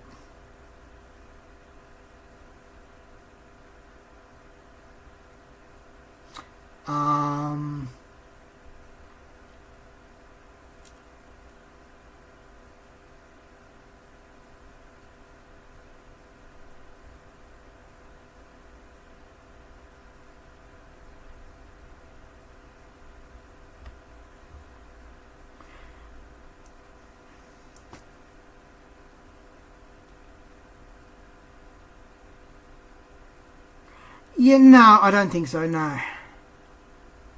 Not on the exam, at the very least.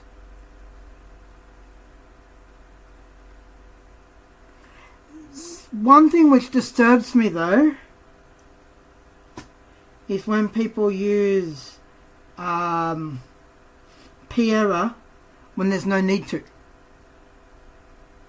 So, you know, they use p-error for things which were internal errors, not system errors. So they weren't the results of malloc or fopen, etc., etc., but they were the results of something internal to your program, because that will actually then print out success. Yeah.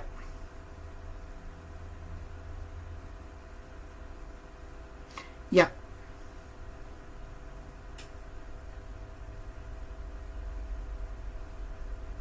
Okay, having said that, let me just have a look.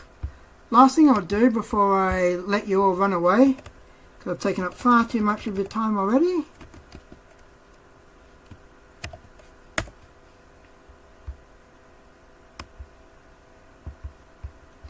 So let's scroll down the bottom here.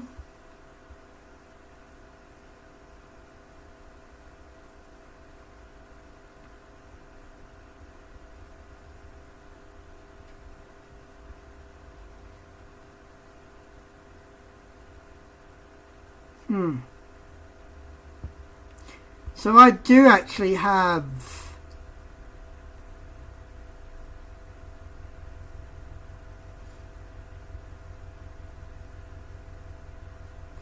a struct grade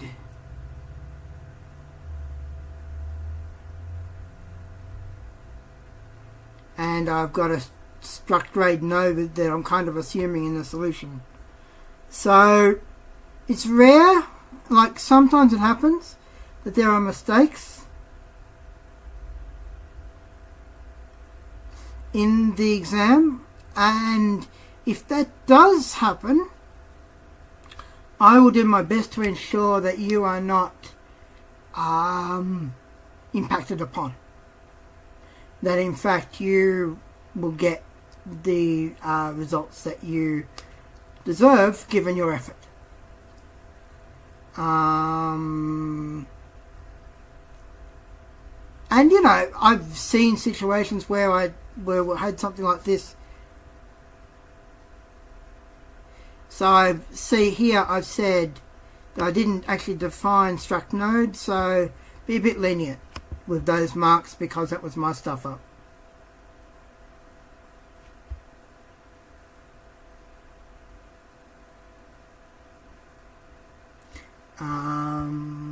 Yeah. So, and the other thing is there's a difference between making a mistake and not knowing. And I feel I can generally tell that difference. I do try to actually mark exams without looking at the names, so that even if we have a history, I like to ignore that, because you deserve to be marked according to what you've done, not according to whether I've helped you or not. Okay?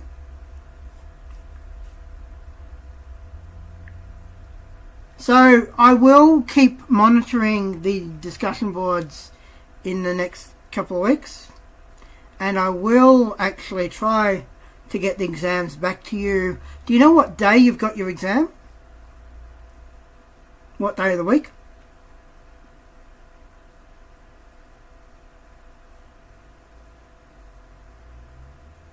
Wednesday, okay.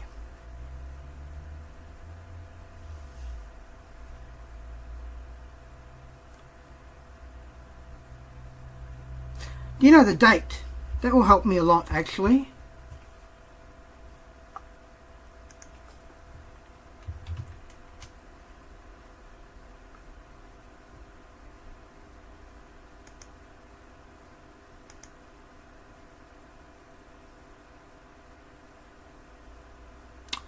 Okay.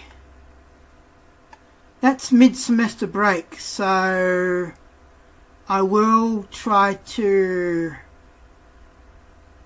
get you your results before the exam, even if that means on the Tuesday itself. Well, is it Tuesday or Wednesday?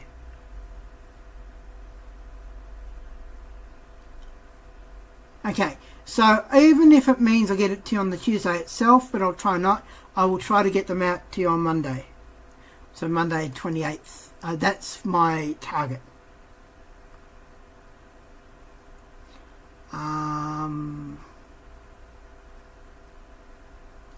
Given it is today is the 14th and it's due today, then the 28th is actually 2 weeks. So I will do my best. You know, everyone is a fallible human being, and we don't always live up to what we say we're going to do, but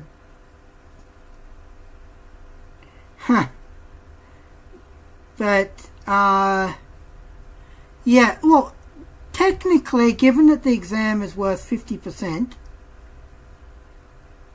if you scored perfectly on the exam, absolutely perfectly, and you did nothing else, technically you could pass. Technically. But generally I find that people who do badly on the coursework do badly on the exam.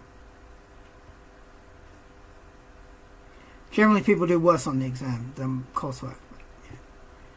But generally they're a reflection of each other.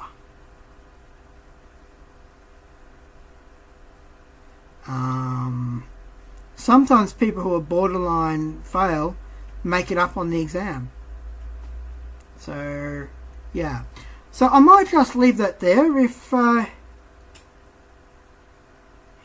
you have any questions, just feel free to post on the discussion board, I actually have myself subscribed to the discussion board so that any post I receive an email, so I'll just jump on there and answer your questions. That's not a problem.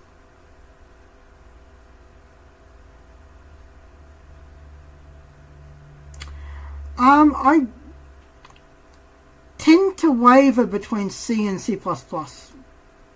They both have strengths that the other one doesn't.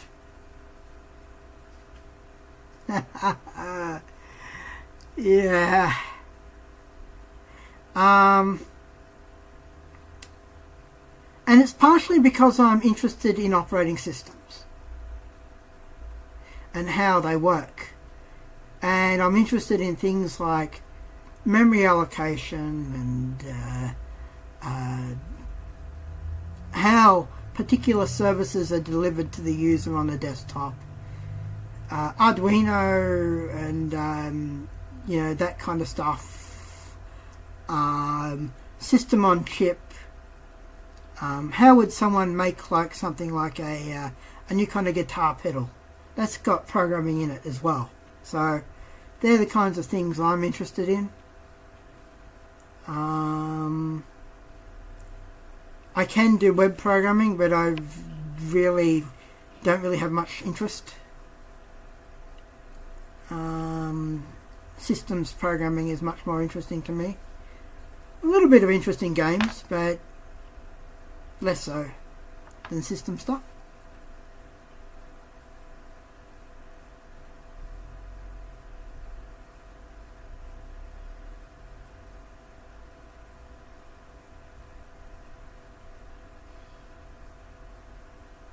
I'm particularly interested in the newer developments in C++.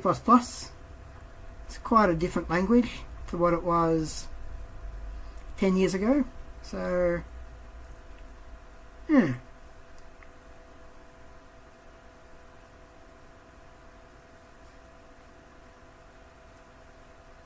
Ask a programmer what their favourite language is and you'll get a several hour discussion, so, you know.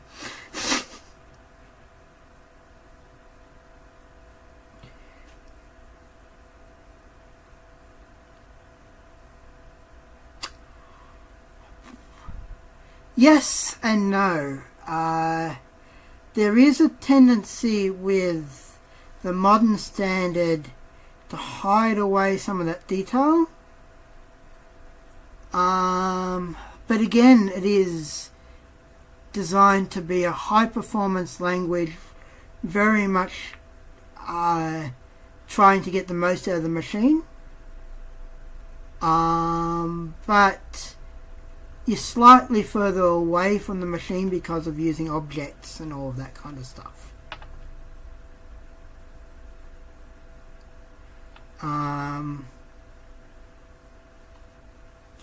Personally, I think the best thing for people wanting to understand about machines a bit more is to do a bit of assembly language.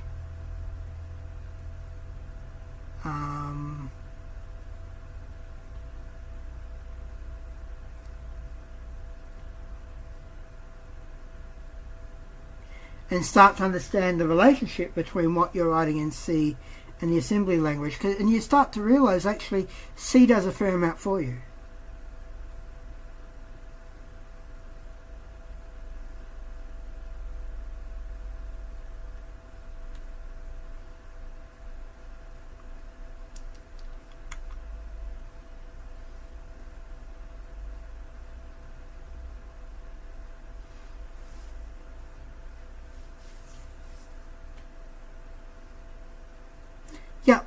Yep. No worries. Good luck everyone on the exam, and hopefully I'll run into you in another course or whatever.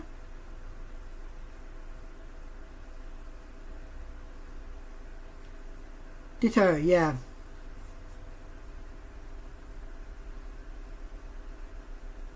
Well, who knows, although that's not running again until study period 1, unfortunately, but yeah.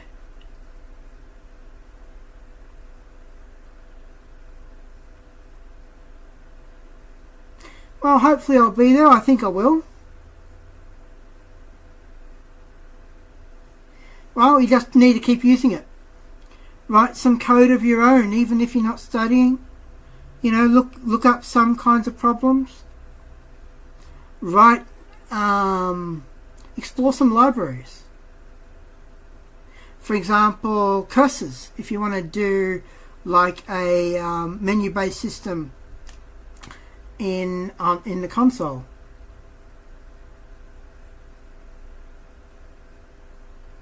Yeah. In fact, what I have been told is that learning multiple programming languages is not all that different to learning multiple human languages. You get the bits mixed together and yeah.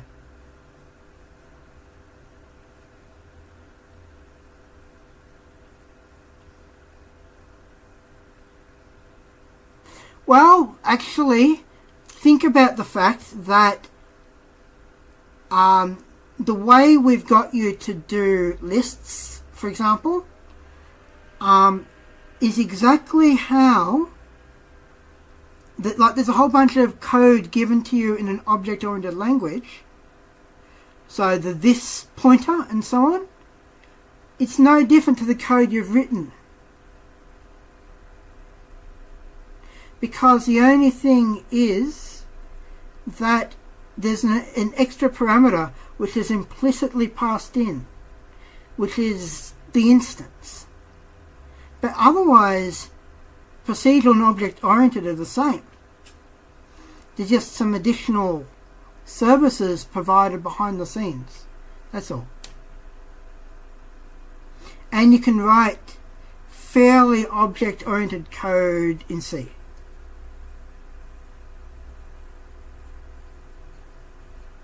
Good. Yeah. And hopefully, like, one thing which I hear people say, which I think is an example of their ignorance than anything else, not you guys, it is people say you can't have good abstraction in C.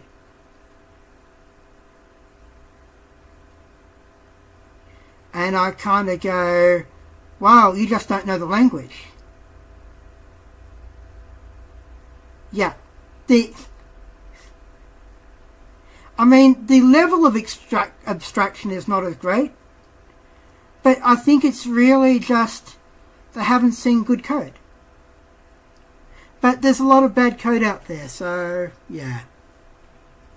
Okay, I think I've kept you well over your due, so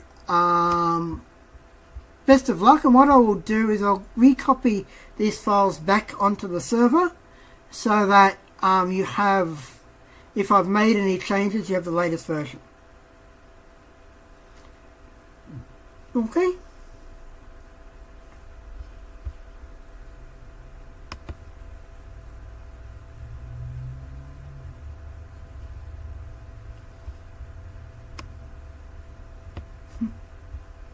Cool.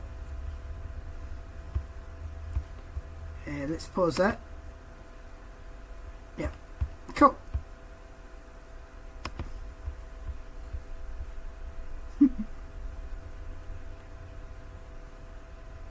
Cool.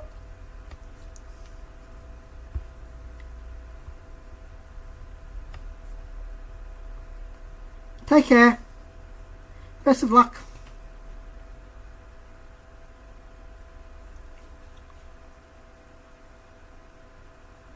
No worries.